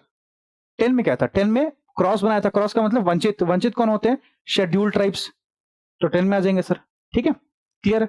उसके बाद 14A पे आते हैं, सीधा 14A पे जंप करेंगे। ट्रिब्यूनल के बारे में बात करता है, ट्रिब्यूनल, है ना, ट्रिब्यूनल के बारे में बात करता है 14A। उसके बाद 15 सर, 15 बात करता है इलेक्शन के बारे में, 15 बात करता है इलेक्शन के बारे में, ठीक है। उसके बाद क्या याद करना है? उसके बाद बात करते हैं तो हम लोग सर 17 के बारे में आते हैं। 17 क्या बात करता है? लैंग्वेजेस के बारे में। अब सर लैंग्वेज जब लैंग्वेज बात करेंगे तो लैंग्वेज के एक पार्ट के बाद 18वां जो पार्ट होगा बात करेगा इमरजेंसी के बारे में सर। उसके बाद पार्ट 20 बात करते हैं सर। पार्ट 20 बात करता है अमेंडमेंट के बारे में, कॉन्स्टिट्यूशनल अमेंडमेंट के बारे में, ठीक है। रट गया? इतने ही आपको याद करने हैं। इतना पूछेगा तो यहीं से पूछेगा, है ना, यहीं से पूछेगा। 95%, 98% चांस है यहीं से पूछेगा, अगर पूछेगा तो। अगर बीपीएससी का थोड़ा सा दिमाग खराब रहेगा तो वो कहीं और से पूछ देगी, लेकिन 98% चांस रहेगा यहीं से पूछेगा, है ना। चलो अब आते हैं शेड्यूल पे, अनुसूची पे, है ना। रिकॉर्ड हो रहा है ना, ऐसा नहीं कि मैं बोलता रहा हूँ रिकॉर्ड नहीं हो, फिर बहुत दिक्कत होती है यार। चलो ठीक है, अब बात करते हैं अनुसूची की, है ना, जिसको हम बोलते हैं स्केड्यूल्स या शेड्यूल्स, जो बोलना है आपको, मैं शेड्यूल बोलता हूँ। तो शेड्यूल में बात करते हैं तो टीयर्स ऑफ ओल्ड पीएम मैंने आपको रटवा दिया था पॉलिटिक्स क्लास में, बीपीएससी की पीवाईक्यू की, है ना। तो टीयर का मतलब होता है यूनियन टेरिटरी, ई का मतलब होता है इमोल्यूमेंट, है ना, इमोल्यूमेंट। ए का मतलब होता है एफर्मेशन ओथ, इमोल्यूमेंट का मतलब होता है सैलरी, है ना, इमोल्यूमेंट मतलब क्या होता है? सैलरी। तो सेकंड जो शेड्यूल है उसमें बात करते हैं सैलरी की। अब ध्यान रखने वाली बात यह है दोस्त कि किसकी सैलरी की ध्यान रखिएगा। प्रेसिडेंट की सैलरी, गवर्नर की, स्पीकर की, डेप्यूटी स्पीकर की, चेयरमैन की, डेप्यूटी चेयरमैन की, वाइस चेयरमैन भी आ गया, है ना, सॉरी वाइस प्रेसिडेंट भी आ गया। चेयरमैन बात कर रहा है सब, मतलब कौन है? Vice president. तो प्रेसिडेंट वाइस प्रेसिडेंट भी आ गया। डिप्टी चेयरमैन भी आ गया, गवर्नर भी आ गया, स्पीकर भी आ गया, डिप्टी स्पीकर भी आ गया। स्पीकर और डिप्टी स्पीकर लेजिस्लेटिव असेंबली का आ गया, chairman deputy chairman legislative council का आ गया। ये स्टेट की बात कर रहे हैं हम लोग। जज of supreme court and high court और सीएजी। आप बोलेगा सर अगर सीएम का सैलरी, सर सीएम का सैलरी इसमें नहीं मेंशन है। सीएम का सैलरी क्या है, नहीं मेंशन है, ठीक है, क्लियर है। अगर पूछेगा अटॉर्नी जनरल का, सर अटॉर्नी जनरल में मेंशन नहीं है यहाँ पे, है ना। किसका है, सीएजी का है। किसका है, सीएजी का है, ठीक है, क्लियर है। चलो सर डिस्ट्रिक्ट कोर्ट का जज का मेंशन नहीं है, हाई कोर्ट का और सुप्रीम कोर्ट का मेंशन है। ये बातें आपको पता होनी चाहिए, क्लियर है। तो टीयर्स में old tears of old PM spelling याद होगी, बच्चे तो नहीं हो, है ना। तो ए का मतलब क्या होता है, अफर्मेशन और ओथ, कैसे ओथ लेंगे, क्या शपथ लेंगे, शपथ के बारे में बात करता है। आर से राज्यसभा की सीट का allocation of seats to states and union territories of Rajya Sabha, ठीक है, टीयर हो गया। एस हो गया, एस का बात करता है schedule area and schedule tribe के बारे में, शेड्यूल एरिया और शेड्यूल ट्राइब के बारे में, ठीक है। टीएस ऑफ, बस इसको ध्यान रखिएगा, थोड़ा ट्रिकी है ऑफ, है ना। ऑफ में क्या होता है, ओ का मतलब होता है अदर शेड्यूल एरिया। ये जो अदर शेड्यूल एरिया होता है इसमें क्या आता है, इसमें आता है एटीएम स्क्वायर, एटीएम स्क्वायर। अब ये एटीएम स्क्वायर को ध्यान कैसे रखेंगे सर, देखिए पहले बात ध्यान रखिएगा कि जितना भी जो एटीएम स्क्वायर है ना, एटीएम स्क्वायर का मतलब है एटीएमएम। अब ये सारे के सारे जो स्टेट्स है वो कहां पे है, वो आपके नॉर्थ ईस्ट में पड़ते हैं। पर सर नॉर्थ ईस्ट में तो मेघालय भी होता है सर, नॉर्थ ईस्ट में मिजोरम भी होता है, नॉर्थ ईस्ट में मणिपुर भी होता है सर। कंफ्यूज कर जाएंगे, नहीं करोगे, क्यों नहीं करोगे। देखो अब अगर हम बात कर रहे हैं, अगर हम शेड्यूल में किसी पर्टिकुलर स्टेट को डाल रहे हैं तो क्यों डाल रहे हैं, सोच के देखो क्यों डाल रहे हैं, क्योंकि उसको जरूरत है, उसको स्पेशल मतलब स्पेशल अटेंशन की जरूरत है। तो क्या अब मणिपुर में मनी है, मैं ट्रिक बता रहा हूं याद करने की, ठीक है। मणिपुर में क्या, मणिपुर में मनी है। अब मनी जिसके पास होती है उसको कोई अटेंशन की जरूरत है क्या, जिसके पास पैसा होता है उसको ऑटोमेटिक अटेंशन मिलता है ना। वो तो आप अच्छी तरह से जान रहे होंगे, समझ रहे हैं ना। तो मणिपुर को जरूरत नहीं है अटेंशन की, तो इसमें क्या होगा, मणिपुर आएगा क्या, नहीं आएगा। इसमें कौन आएगा, आपका जो बच गया असम तो आएगा ही, एटीएम स्क्वायर है तो असम आएगा, त्रिपुरा आएगा, मिजोरम आएगा, और कौन आएगा, आपका मेघालय आएगा, ठीक है। चलो ये हो गया। अब एफ से होगा federal structure, union list, state list, concurrent list. O से ऑफिशियल लैंग्वेजेस, कौन से पार्ट में था, 17 में था सर, याद कर लिए हम, एकदम रटा हुआ है, हमको कोई दिक्कत वाली बात नहीं है ना। ये सब पढ़ेंगे हम लोग, अमेंडमेंट पढ़ेंगे, चिंता मत करो, ठीक है। एल से हो जाएगा सर, एल से लैंडफॉर्म हो जाएगा सर, क्या हो जाएगा, लैंडफॉर्म हो जाएगा सर, लैंड रिफॉर्म, है ना। D is very important, anti defection very important. आया गांव, आया राम गया राम, आया राम गया राम, है ना, कि पार्टी चेंज कर लेते हैं, पार्टी बदल लिया, है ना, anti defection. Panchayat, P for panchayat, ये आपका मैंने रटवा दिया था आपको क्लास में ही 11th में, है ना। अब अगर शेड्यूल 11 में क्या है, पंचायत है, शेड्यूल 11 में क्या है, पंचायत है, और शेड्यूल 12 में क्या है, म्युनिसिपालिटी, ठीक है। ये आपका सारे के सारे शेड्यूल हो गए, कर दिया, हो गया। चलो अब आते हैं दोस्त सारे के सारे आर्टिकल्स पे, जितने इंपॉर्टेंट आर्टिकल्स हैं उनको डिस्कस करेंगे एक करके और समझेंगे आर्टिकल्स को, है ना। ऐसा नहीं कि सब पार करेंगे, समझेंगे, है ना। मैं आपको सिर्फ वही आर्टिकल बताऊंगा जो मुझे लगता है कि एग्जाम में आपसे पूछा जा सकता है, क्योंकि मुझे आपका टाइम का वैल्यू करना है और आपको भी अपना टाइम का वैल्यू करना है ना। अगर आपको पूरा ही पढ़ना होता तो किताब से पढ़ते, यहाँ नहीं आते। चलिए शुरुआत करते हैं। देखिए पहले तो हम बात करते हैं आर्टिकल नंबर 2 की। अगर किसी भी नए स्टेट को बनाना है या अपने अंदर सम्मिलित करना है, भारत में सम्मिलित करना है, तो आर्टिकल 2 की बात करते हैं। लेकिन इसी से आर्टिकल 3 और 2 में कंफ्यूजन होता है कि आर्टिकल 3 ये बोलता है कि अगर स्टेट का नाम चेंज करना है, बाउंड्री चेंज करना है, एरिया चेंज करना है ना, किसी एग्जिस्टिंग स्टेट को तोड़ के नया बनाना है ना, किसी दो स्टेट को मिलाना है, ये सारे काम हम लोग 3 में करते हैं। अगर भारत में मिलाने की बात कर रहे हैं या भारत में ही एक नया स्टेट बनने की बात कर रहे हैं तो आर्टिकल 2, और अगर बात कर रहे हैं थर्ड की, मतलब नाम वाम कुछ चेंजेस करना है, तो आर्टिकल 3, ठीक। इन दोनों में कंफ्यूजन नहीं है। फिर हम बात करते हैं, सिटीजनशिप उतना पूछता नहीं है तो हटाते हैं इसको, है ना। आते हैं फंडामेंटल राइट्स पे। फंडामेंटल राइट्स में एक आर्टिकल 13 आप ध्यान रखोगे, आर्टिकल 13, लॉ इनकंसिस्टेंट विथ और in derogation of the fundamental right, है ना। लॉज जो है वो अगर इनकंसिस्टेंट है फंडामेंटल राइट के तो क्या होंगे, वो लॉ अनवैलिड हो जाता है। ये बेसिकली आर्टिकल 13 बोलता है, ठीक है। इतना बस ध्यान रखिए। अब मेन इंपॉर्टेंट क्या है, आर्टिकल 14। आर्टिकल 14 बात करता है इक्वलिटी बिफोर लॉ की। आर्टिकल 15 बात करता है, देखिए आर्टिकल 15 में सबसे पहले हम बात करेंगे क्या, कि पहले तो भैया देखो इक्वलिटी मिल गई 14 में। 15 में बात करते हैं कि सर डिस्क्रिमिनेशन नहीं होना चाहिए सर, देखिए कहीं भी, है ना। हम किसी भी रिलीजन के हैं, किसी भी रेस के हैं, किसी भी कास्ट के हैं, किसी भी सेक्स के हैं, किसी भी प्लेस ऑफ बर्थ के हैं, डिस्क्रिमिनेशन नहीं होना चाहिए सर, क्योंकि आर्टिकल 14 इसके पहले वाला आर्टिकल ही बोला है इक्वलिटी के बारे में ना। तो ठीक है सर, आर्टिकल 15 में डिस्क्रिमिनेशन नहीं करते हैं। अब सर डिस्क्रिमिनेशन नहीं कर रहे हैं सर, ये तो ठीक है, इक्वलिटी देंगे सर, ये भी ठीक है, सोसाइटी में तो ठीक है, इज्जत मिल रही है, लेकिन सर नौकरी में इज्जत नहीं मिल रही है, नौकरी में इज्जत नहीं मिल रही, नौकरी नहीं मिल रहा है हमको क्योंकि हम छोटे कास्ट से हैं। तो आर्टिकल 16 लेके आते हैं sir. Opportunity in matter of public employment, सारे के सारे जो पब्लिक एम्प्लॉयमेंट है उसमें आपको अपॉर्चुनिटी मिलेगी, इक्वल अपॉर्चुनिटी दी जाएगी। ठीक है सर, यहां भी मजा आ रहा है सर। सर लेकिन सर एक प्रॉब्लम है सर कि सोसाइटी में सब चीज तो मिल गया है, इक्वलिटी तो मिला हुआ है, लेकिन फिर भी सर अनटचेबिलिटी बहुत ज्यादा है। ठीक है, इसको भी हटा देते हैं। आर्टिकल 17 बात करता है अनटचेबिलिटी की। क्लियर है? अब आते हैं आर्टिकल 18 पे। सर ये सब ठीक है, लेकिन सर वो फलना का लड़का बोलता है कि हम जो है हम राजा ये हैं, हम राजा वो हैं, अपना नाम में राजा जोड़ता है, हमको अच्छा नहीं लगता है। ठीक है, कोई बात नहीं, अबॉलिशन टाइटल कर देते हैं, टाइटल हटा देते हैं। आर्टिकल 18 ये आपका आर्टिकल, ये आपका राइट टू इक्वलिटी का सारे आर्टिकल्स है, आर्टिकल 14 से लेकर आर्टिकल 18 तक। ठीक, उसके बाद हम बात करते हैं राइट टू फ्रीडम के बारे में। अब देखिए फ्रीडम के बारे में जब हम बात करते हैं तो ध्यान रखिएगा, आता है आपका आर्टिकल 19। आर्टिकल 19 जो है वो बात करता है 6 फ्रीडम्स की। इसको ट्रिक से याद रखिएगा। सामरो, सामरो, सामरो का मतलब क्या होता है?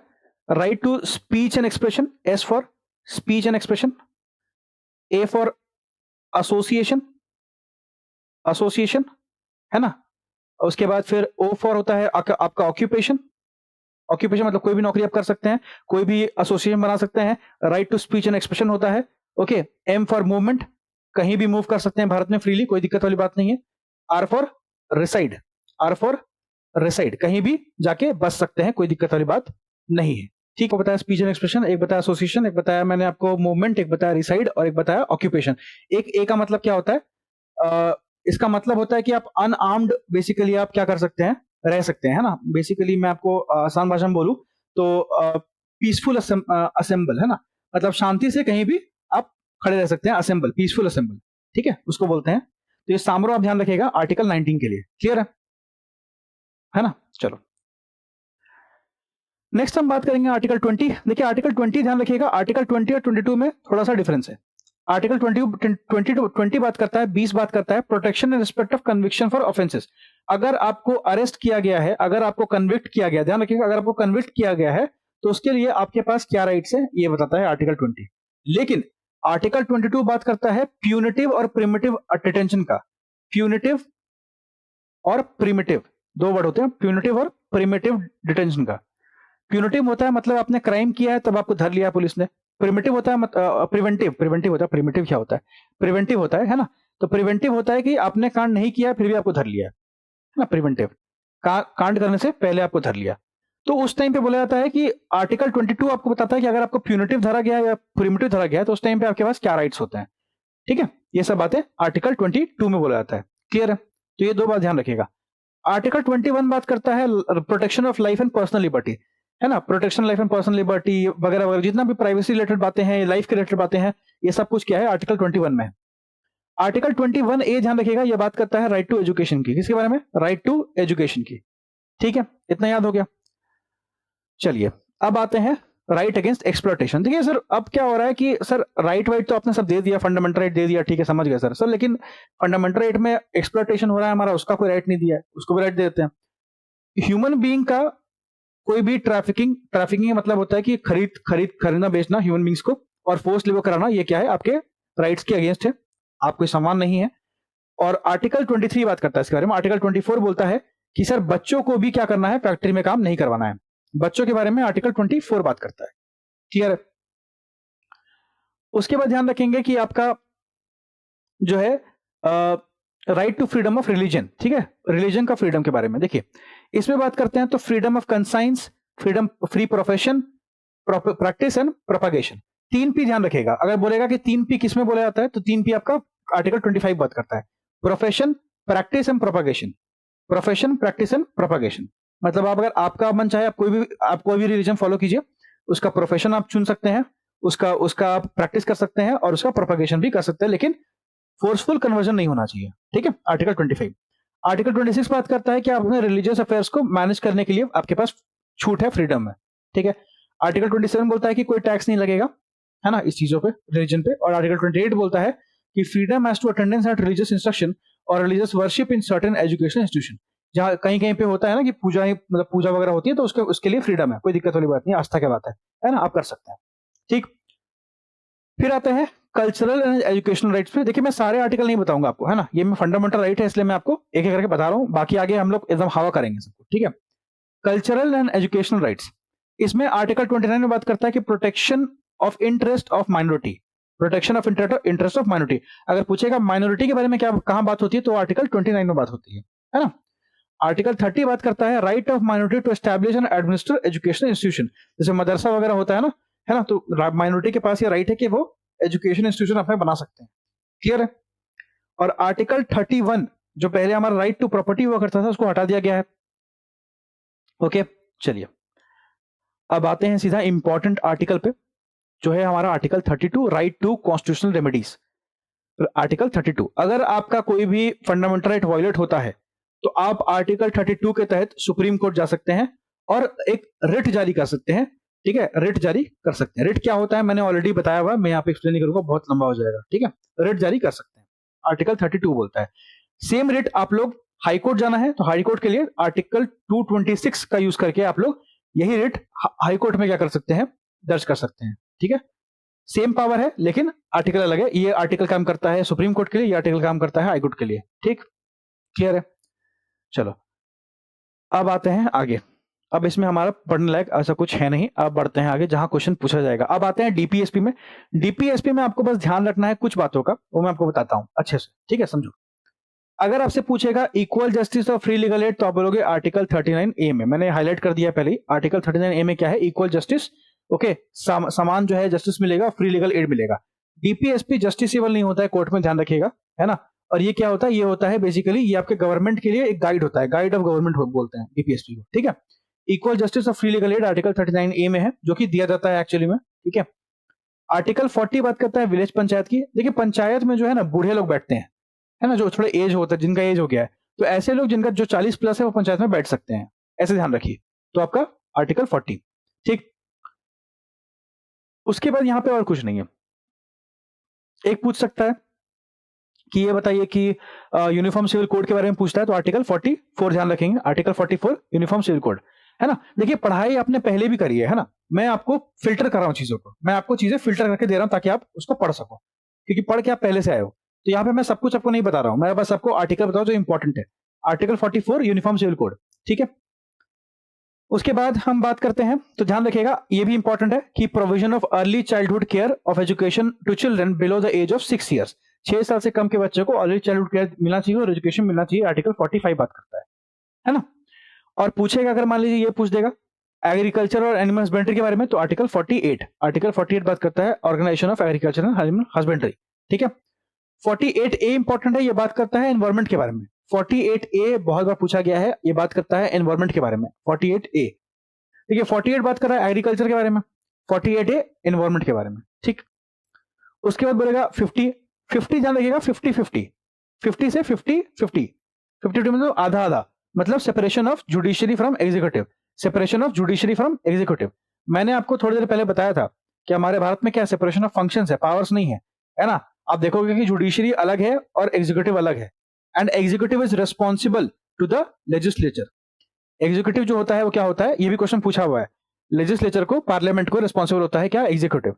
ठीक है, ध्यान रखिएगा ये सब बातें। ओके, उसके बाद बात करते हैं तो promotion of international peace and security, article 51 बात करता है पीस एंड सिक्योरिटी के बारे में। ठीक है, ये आपके सारे डीपीएसपी थे। क्लियर। गांधी जी क्या बोलते हैं, गांधी जी बोलते हैं कि DPSP and fundamental right, okay, go hand in hand, hand in hand, Gandhi ji बोलते हैं, साथ साथ चलते हैं। ठीक है, साथ साथ चलते हैं, ये बात ध्यान रखिएगा। क्लियर है, चलो हो गया, सारा बता दिया मैंने। आगे बात करें, देखो नेक्स्ट हम बात करेंगे, हमारा फंडामेंटल ड्यूटी इतना इंपॉर्टेंट नहीं है, स्किप करेंगे। यूनियन के बारे में आते हैं, प्रेसिडेंट के बारे में। तो प्रेसिडेंट के बारे में मैंने आपको पूरी लिस्ट दी हुई है अपने टेलीग्राम पे, वहां पे आप चेकआउट कर सकते हैं, मैंने आपको ट्रिक के साथ बना के दी हुई है पूरी लिस्ट। ठीक है, कि प्रेसिडेंट का जो आर्टिकल है वो कैसे याद करेंगे। ओके, तो मैं फिर से आपको रिवाइज कराता हूं एक बार। मैंने क्या बोला था, मैंने बोला था कि पहले भैया बात करेंगे हम लोग कि सर एक प्रेसिडेंट तो भारत में होना ही चाहिए। मान लीजिए मैं सजेशन दे रहा हूँ, मेरे साथ आप सब बैठे हुए हैं, मैं सजेशन दे रहा हूँ कि सर एक काम करते हैं, एक प्रेसिडेंट तो होना चाहिए। तो 52 में बोलेंगे ठीक है चलिए एक प्रेसिडेंट रख लेते हैं। अब प्रेसिडेंट की बात कर ली तो उसके पावर के बारे में बात नहीं करेंगे, है ना, कि क्या पावर होगा प्रेसिडेंट का। तो सेकंड में सर 53 में बात कर लेते हैं, चलिए पावर के बारे में बात कर लिए, प्रेसिडेंट है उसकी पावर बात कर लिए, ठीक है चलिए पावर भी दे दिए सर। अब सर इलेक्ट कैसे करेंगे, तो 54 में बात करेंगे इलेक्शन के बारे में, है ना, कि इलेक्शन होगा प्रेसिडेंट का, कैसे प्रेसिडेंट को अपॉइंट करेंगे, इलेक्शन होगा। ठीक है चलिए इलेक्शन भी हो गया। सर पहले से इलेक्शन में इतना भीड़ है, इतना दिक्कत, इतना पैसा खर्चा होता है, क्या मैनर होगा, what is the manner of election, election का तरीका क्या होगा, तो 55 में बात करेंगे इलेक्शन के तरीके के। ठीक है, चलिए इलेक्शन भी हो गया, मान लेते हैं आपने प्रेसिडेंट बोला, आपने पावर बोला, आपने बोला इलेक्शन करवाना है, करवा इलेक्शन होगा, आपने बोला कैसे होगा वो भी बता दिया, आर्टिकल 55 तक खत्म हो गया। अब ये बताइए कितने टाइम तक रहेगा प्रेसिडेंट, तो प्रेसिडेंट सर रहेगा तो 56 में बात कर लेते हैं, प्रेसिडेंट जो है रहेगा 56 तक, है ना, 56 तक बात कर लेते हैं। चलिए ठीक है, ये भी बात कर लिया अपने, प्रेसिडेंट कब तक रहेगा। अब सर रहेगा ये तो बात कर ली, लेकिन क्या वो दोबारा बन सकता है, बन सकता है, 57 बोलते हैं, है ना, वापस से क्या हो सकता है, प्रेसिडेंट, एक प्रेसिडेंट दोबारा प्रेसिडेंट बन सकता है, 57 बात करते हैं।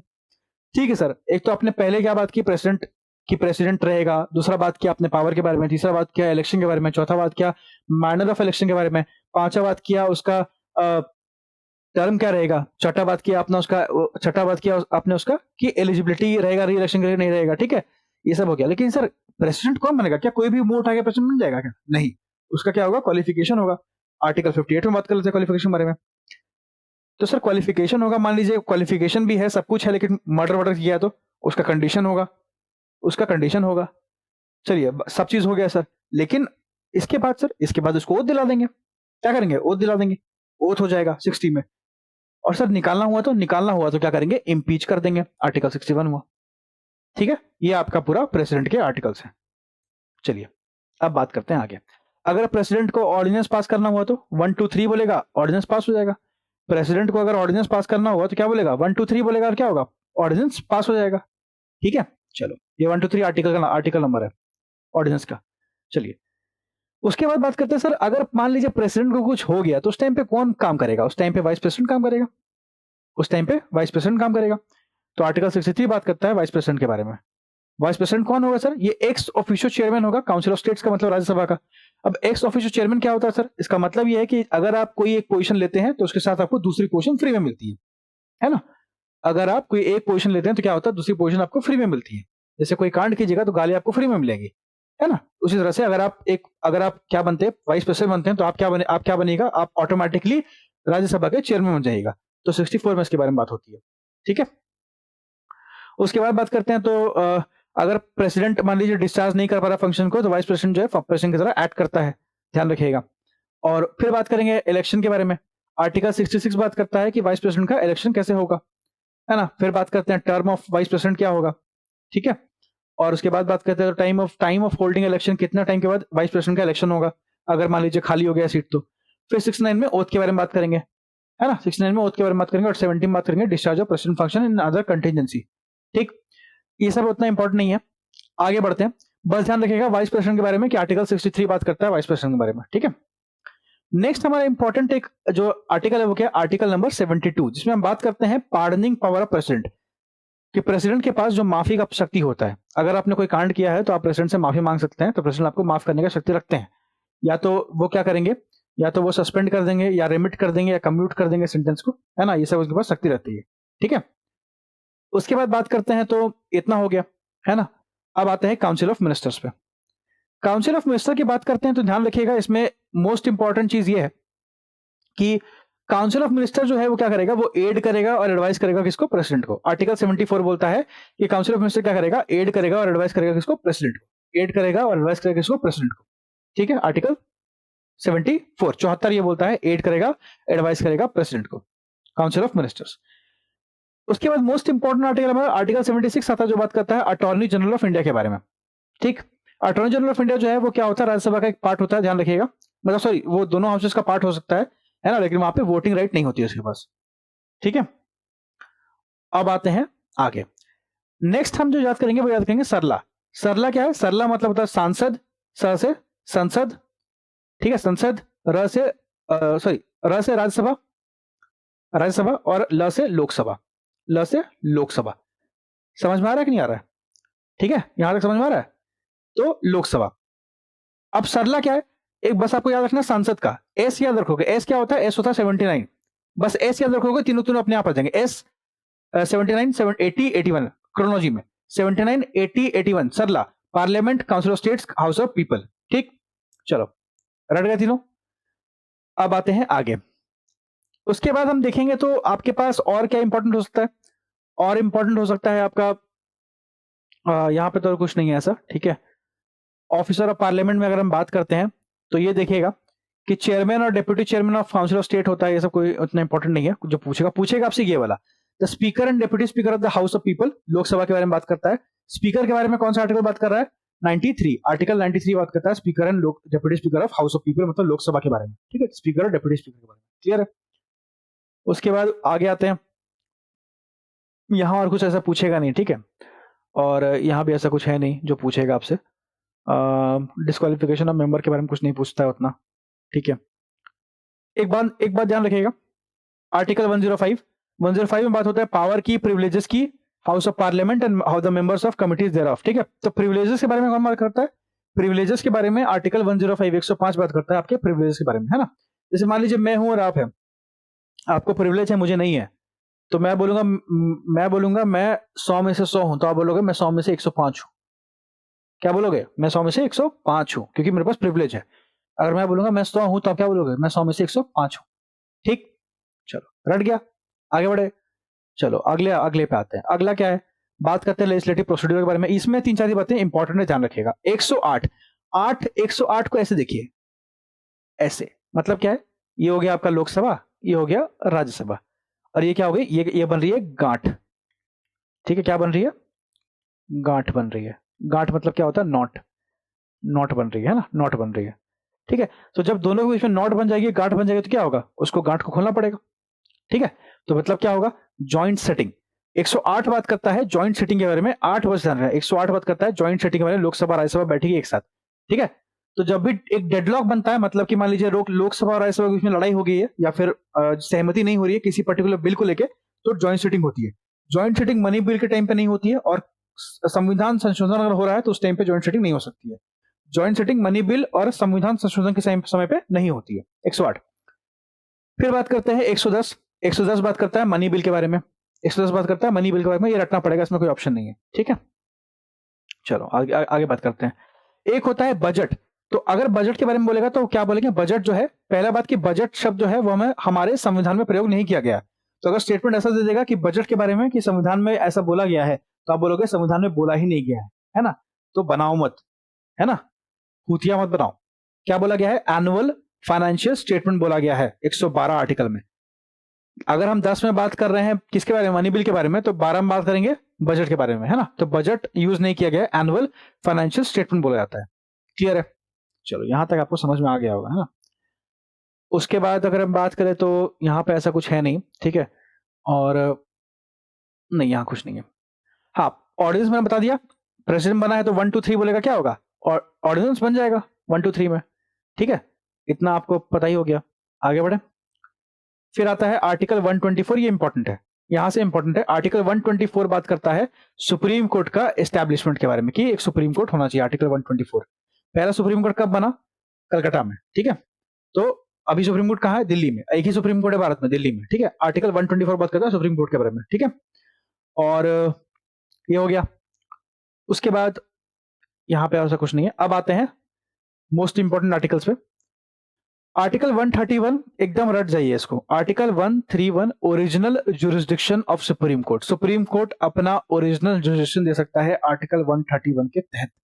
Original jurisdiction of supreme court, सबसे पहले क्या बात करें? Original jurisdiction of supreme court, ठीक। आर्टिकल 132 में बोला गया है, देखिए पहले मैं आपको एक क्रोनोलॉजी समझाऊंगा, उसको बस समझ जाइएगा आराम से, ध्यान से सुनिए, एकदम प्रेम से। अगर मैं हूं, जैसे मुझसे आपने कुछ पूछा, तो मैं पहले क्या बोलूंगा? मैं बोलूंगा जो मेरे मन में आ रहा है। मान लीजिए आपने मुझसे पूछा कि सर पढ़ाई नहीं हो पा रही है, क्यों नहीं हो रही पढ़ाई, है ना। तो मैं आपको मेरे मन में जो इच्छा आई मैं बोलूंगा आपको, ओरिजिनल बोलूंगा कि यार तुम तो बात करते रहते हो अपने दोस्त से, घूमते रहते हो, पढ़ते नहीं हो, है ना, या फिर तुम थोड़ा ध्यान दो। मैं ये सब बोलूंगा जो मेरे मन में आएगा। तो पहला 131 ध्यान रखोगे कि सबसे पहले सुप्रीम कोर्ट बात करती है ओरिजिनल जुरिस्डिक्शन के बारे में। उसके बाद आर्टिकल 132 बात करता है एपेलेट जुरिस्डिक्शन के बारे में। एपेलेट जुरिस्डिक्शन के बारे में, एपेलेट का मतलब होता है किसी ने अपील की तो उसमें सुप्रीम कोर्ट फिर क्या करती है? केस लेती है, उसको बोलते हैं एपेलेट जुरिस्डिक्शन। जैसे आपने मुझसे अपील की कि सर ये क्लास लेकर आओ, है ना। पहले मैं क्या कर रहा था? पहले मैं अपने मन से क्लास दे रहा था आपको, जो मेरा मन में आ रहा है मैं वो क्लास दे रहा हूं आपको। मेरा मन किया ज्योग्राफी पढ़ाने का, मैंने वो पढ़ा दिया। मेरे मन किया पॉलिटी पढ़ाने का, मैंने वो पढ़ा दिया। फिर आपने मुझसे अपील की कि सर ये क्लास चाहिए, तो आर्टिकल 132 बात करता है appellate jurisdiction of supreme court. बना कब था सुप्रीम कोर्ट? आर्टिकल 124 में। ऑर्डिनेंस 123 में, ठीक है। चलो इतना हो गया, अपील भी कर ली, है ना, अपील भी कर ली। अब देखो फर्क ये है कि आर्टिकल 132 में अपील की बात करते हैं तो अपील होता है, ठीक है, अपील होता है, लेकिन वो अपील जो होता है वो होता है सर्टेन केसेस के लिए, सर्टेन केसेस के लिए, है ना, स्पेशल केसेस के लिए अपील होती है। उसके बाद आर्टिकल 133 आता है, एक और आता है, उसमें हम बात करते हैं सिविल मैटर के बारे में। जैसे आपने मुझे अपील की सर ये क्लास लेकर आओ, वो क्लास लेकर आओ, उसके बाद जब मैंने ये क्लासेस भी आपको दे दी तब आप मुझसे अपील कर रहे हो कि सर करंट अफेयर भी पढ़ा दूं, तो मैं बोलूंगा ठीक है चलो करंट अफेयर भी कर लेते हैं। तो सिविल मैटर के बारे में बात हो रही है, सिविल मैटर। आर्टिकल 133 बात करता है सिविल मैटर के बारे में। 134 इंपॉर्टेंट है, ये बात करता है एपेलेट जुरिसडिक्शन, लेकिन क्रिमिनल मैटर में, लेकिन क्रिमिनल मैटर में, ठीक है, ओके। तो एपेलेट जुरिसडिक्शन से 3 आर्टिकल हैं, 32, 132, 133, 134। 132 सर्टेन केसेस, 133 सिविल, 134 क्रिमिनल, और 131 क्या बात करता है, ओरिजिनल जुरिसडिक्शन के बारे में, ठीक। चलो क्लियर है, आगे बात करते हैं। अब आ जाएगा आपका आर्टिकल 136। 136 बात करता है special leave to appeal by supreme court, special leave to appeal by supreme court, article 136। 137 बात करता है रिव्यू ऑफ जजमेंट ऑन और ऑर्डर्स बाय सुप्रीम कोर्ट, मतलब सुप्रीम कोर्ट खुद के ही जजमेंट को या हाई कोर्ट के जजमेंट को क्या कर सकती है, रिव्यू कर सकती है, अपने ही ऑर्डर को वापस से रिव्यू कर सकती है, ये पावर सुप्रीम कोर्ट के पास है ना। आर्टिकल 137 के तहत सुप्रीम कोर्ट अपना ही दिया हुआ आदेश को वापस से रिव्यू कर सकती है, क्लियर है। चलो ये हो गया। अब यहां पे और कुछ ऐसा है क्या, नहीं और कुछ नहीं है। चलो आगे आते हैं, अब आते हैं सीएजी पे, है ना, सीएजी पे। तो आर्टिकल 148 बात करता है सीएजी के बारे में, कॉम्प्ट्रोलर एंड ऑडिटर जनरल के बारे में, है ना, कॉम्प्ट्रोलर एंड ऑडिटर जनरल के बारे में, ठीक है। तो public account committee, public account committee, ठीक है, जो जितना भी खर्चा होता है वो पब्लिक अकाउंट कमिटी से होता है। इसका पूरा जो लेखा जोखा होता है उसको ऑडिट कौन करता है, ऑडिट करता है सीएजी, सीएजी ऑडिट करता है, और सीएजी ऑडिट करके देता है किसको, प्रेसिडेंट को, ठीक है।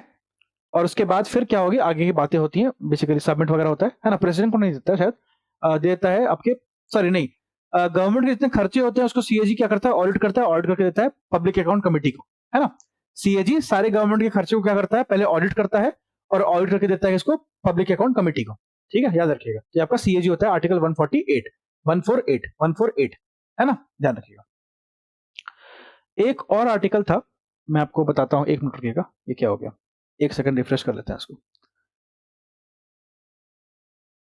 चलिए इसमें एक और आर्टिकल मैं बताना भूल गया शायद, हाँ, आर्टिकल 143 आई लव यू, जो मैंने आपको बताया था, है ना, आपको नहीं बोल रहा हूँ, चिंता मत कीजिए, ठीक है, मैंने आपको पढ़ाया था ट्रिक से जब मैं आपको पीवाईक्यू पढ़ा रहा था। क्या बोलेंगे, 143 आई लव यू किसको, प्रेसिडेंट बोलता है सुप्रीम कोर्ट को, क्योंकि power of president to consult the supreme court, जब आपके जीवन में बहुत समस्या हो जाती है तो आप अपने प्रेमिका से कंसल्ट करते हैं, है ना, या अपने पिता से कंसल्ट करते हैं, प्यार आप किसी से भी कर सकते हैं, है ना, दिमाग को थोड़ा ठीक कीजिए, तो कंसल्टिंग पावर होती है ना। जब आप अपने दोस्त से भी प्यार करते हैं तो आप उससे भी कंसल्ट करते हैं कि भाई अब क्या करें, है ना, या बहन अब क्या करूं। तो आर्टिकल 143 बात करता है सुप्रीम कोर्ट, प्रेसिडेंट के सुप्रीम कोर्ट से कंसल्ट करने का, ठीक, ये ध्यान रखिएगा। आर्टिकल 148 में बता दिया कॉम्प्ट्रोलर एंड ऑडिटर जनरल, ठीक है। चलिए ये हो गया, बाकी हम बात करते हैं तो उसके बाद हम बात करते हैं। अच्छा ये बताइए, एक क्वेश्चन पूछता हूं आपसे, क्या सीएजी का जो इमोल्यूमेंट है, जो सैलरी है, क्या वो शेड्यूल 2 में मेंशन है, क्या सीएजी का इमोल्यूमेंट शेड्यूल 2 में मेंशन है, कमेंट में बताना आप, ठीक है, अगर मैं आपको याद है तो।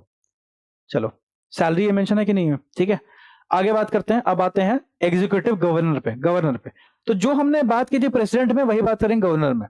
तो सर हमने बात की थी प्रेसिडेंट में, सर प्रेसिडेंट तो स्टेट सेंट्रल लेवल पे होता है, स्टेट लेवल पे भी ऐसा कोई ऑफिसर होगा क्या, होगा।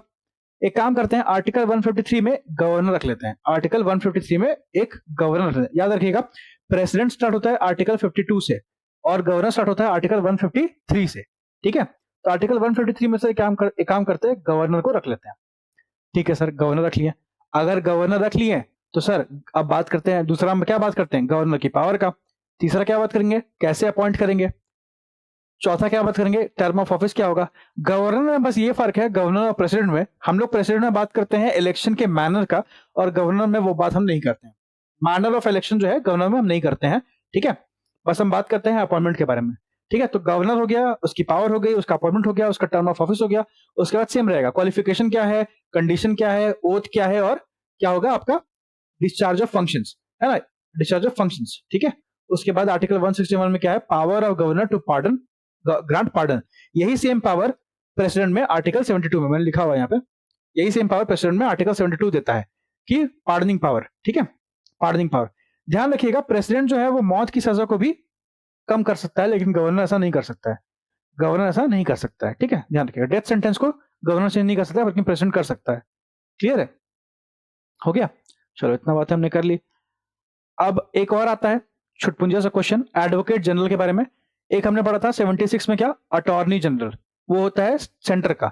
एक होता है एडवोकेट जनरल, वो होता है स्टेट का, है ना। दोनों क्या होते हैं, वकील होते हैं। एक होता है सेंटर का अटॉर्नी जनरल, एक होता है स्टेट का, आर्टिकल 165 में एडवोकेट जनरल, ठीक है। चलो उसके बाद आते हैं स्टेट लेजिस्लेचर पे, है ना। तो यहाँ पे आपका ऐसा कुछ क्वेश्चंस नहीं पूछता है, नहीं स्पेशल एड्रेस पे यहाँ से कुछ नहीं पूछेगा, मैंने आपको बता दिया है बाकी जो इंपॉर्टेंट थे वहां पे, है ना। और यहाँ पे कुछ नहीं पूछेगा आपसे। आगे बढ़ते हैं। Conduct of business not important, यहाँ पे कुछ ऐसा इंपॉर्टेंट नहीं है, ठीक है। पावर, प्रिविलेजेस, इम्यूनिटी, है ना, ये सब कुछ इंपॉर्टेंट नहीं है उतना।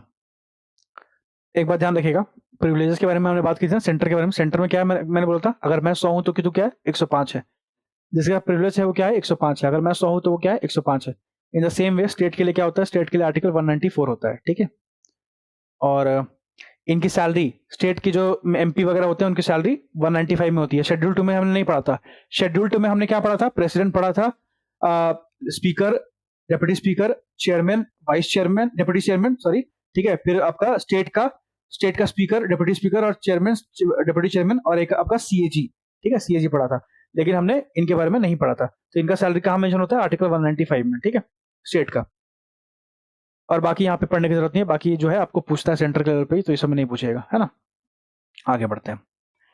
अब आते हैं हम लोग लेजिस्लेटिव पावर ऑफ गवर्नर पे, है ना। मैंने आपको क्या बोला था कि अगर प्रेसिडेंट का मन करेगा कि भैया ऑर्डिनेंस पास करना है, तो क्या बोलेगा प्रेसिडेंट, बोलेगा 1 2 3 पास, है ना। इसी सेम वे में गवर्नर भी बोलेगा, गवर्नर बोलेगा अच्छा 1 2 3, हम सेम नहीं बोलेंगे, हम अलग बोलेंगे। हम क्या बोलेंगे, हम बोलेंगे 2 1 3 पास।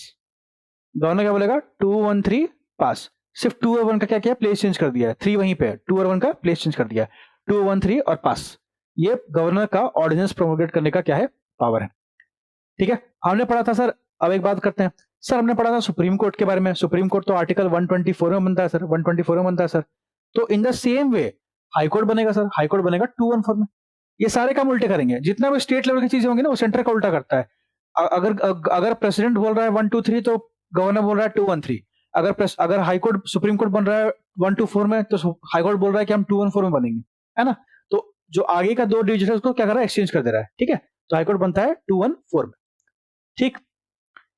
उसके बाद हाईकोर्ट क्या है, हाईकोर्ट एक कोर्ट ऑफ रिकॉर्ड है, इसको ध्यान रखिएगा। आर्टिकल 215 बोलता है, ये क्वेश्चन अच्छा क्वेश्चन है, पूछा जाता है। आर्टिकल 215 बोलता है हाईकोर्ट क्या है, हाईकोर्ट एक कोर्ट ऑफ रिकॉर्ड है, क्लियर है। उसके बाद हम बात करते हैं तो ट्रांसफर ऑफ जज from one high court to another high court, ये 2 to 2 2 to 2।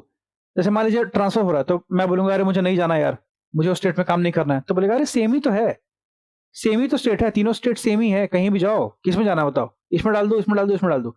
2 to 2, ठीक है, क्या, ट्रांसफर। चलो ये हो गया। अब बात करते हैं आगे। अब इसमें ऐसा कुछ है नहीं जो मैं आपको बताऊं, है ना, एक्स्ट्रा यहाँ नहीं कुछ, ठीक है। यहाँ पे कुछ नहीं है ऐसा। एस्टेब्लिशमेंट ऑफ, एक पूछता है कॉमन हाईकोर्ट बन सकता है कि नहीं। हाँ, एक से ज्यादा स्टेट में कॉमन हाईकोर्ट हो सकता है, एक से ज्यादा स्टेट में कॉमन हाईकोर्ट हो सकता है, एक से ज्यादा स्टेट का कॉमन गवर्नर भी हो सकता है, याद रखिएगा। तो आर्टिकल आपका आर्टिकल 231 बात करता है कॉमन हाईकोर्ट का, आर्टिकल 231 बात करता है कॉमन हाईकोर्ट का, ठीक है। अब यहाँ पे सबऑर्डिनेट कोर्ट्स आ जाते हैं, नॉट सो इंपॉर्टेंट, यहाँ पे ऐसा कुछ पूछा नहीं जाएगा, यूटी में कुछ पूछा नहीं जाता है, इसको स्किप करते हैं, है ना। पंचायत आपका इंपॉर्टेंट है। पंचायत के लड़के मैं आपको 2 आर्टिकल बताऊंगा, एकदम रट जाइएगा। आर्टिकल 243 रट जाइएगा, पंचायत के बारे में बात करती है ना, आर्टिकल 243, क्लियर है। उसके बाद अगर आपको पूछेगा कि आर्टिकल पंचायत में रिजर्वेशन के बारे में, तो आप बोलोगे आर्टिकल 243 डी। आर्टिकल 243 डी बात करता है रिजर्वेशन बारे में। देखिए क्या होता है कि आर्टिकल 243 में हम बात करते हैं डी में, ओके, डी में बात करते हैं रिजर्वेशन के बारे में, ठीक है। और उसके बाद पूछता है आपसे क्वेश्चन की, ये बताइए कि ये तो हो गया ना, हाँ, पावर अथॉरिटी और रिस्पॉन्सिबिलिटी, तो आर्टिकल 243 जी। क्या मैंने बताया, आर्टिकल 243 याद रखोगे, पंचायत के बारे में बात करती है, पार्ट 9। आर्टिकल 243 डी बात करता है रिजर्वेशन ऑफ सीट के बारे में। आर्टिकल 243 जी बात करता है पावर्स के बारे में, है ना, जी बात करता है पावर्स के बारे में, ठीक है। चलो, तो याद रखना जी फॉर गूदा, हिंदी में जी फॉर गूदा, कितना गूदा है तुम में, आ जाओ लड़ दो भिड़ लो, है ना। तो क्या बोला, कितना पावर है तुम में, कितना पावर है तुम में, तो मतलब 243 जी बात कर रहा है पावर की, अथॉरिटी की, ठीक। ये हो गया, बाकी यहाँ पे ऐसा कुछ है नहीं, नहीं यहाँ पे और कुछ नहीं है, ठीक है। पंचायत का इलेक्शन कौन कराता है, ये आपका स्टेट इलेक्शन कमीशन कराता है, ध्यान रखिएगा, पंचायत का इलेक्शन कौन कराता है, स्टेट इलेक्शन कमीशन कराता है, ठीक है। चलो आगे बढ़ते हैं, अब बात करते हैं म्युनिसिपैलिटी की। तो आर्टिकल 243 से म्युनिसिपैलिटी शुरू होता है, बस इतना ध्यान रखना है, बस इतना ही, एक्स्ट्रा नहीं, है ना। आर्टिकल 243 से म्युनिसिपैलिटी स्टार्ट होता है, ठीक है। आर्टिकल 243 से municipality, party party P, party, ठीक है, पार्टी पी से 243 से, ठीक। इसमें कुछ नहीं पूछेगा आपसे। उसके बाद आते हैं cooperative society, not so important, है ना। और अंडर आर्टिकल 19 आपके पास राइट है कि आप कोऑपरेटिव सोसाइटी को फॉर्म कर सकते हैं, ध्यान रखिएगा, अंडर आर्टिकल 19, 19वां राइट टू फ्रीडम, ठीक है। अब यहां से भैया आपका इंपॉर्टेंट क्वेश्चन शुरू होता है, ठीक है। एक मिनट, इसमें कुछ मिस नहीं ना हुआ, एक सेकंड, एक सेकंड, हाँ ठीक है, हाँ ठीक है। अब आते हैं आर्टिकल शेड्यूल ट्राइब और एरिया पे, शेड्यूल और ट्राइबल एरिया पे, ठीक है। देखो इसमें बोलेगा, तो बोलेगा कि administration of scheduled area and tribal area, तो ये आर्टिकल 244 में बात करते हैं हम, ठीक है। इंपॉर्टेंट आर्टिकल क्या है, वो ये है कि इसमें आपका बात करेगा, यहाँ पे हो गया सब कुछ, यहाँ पे तो ऐसा कुछ है नहीं।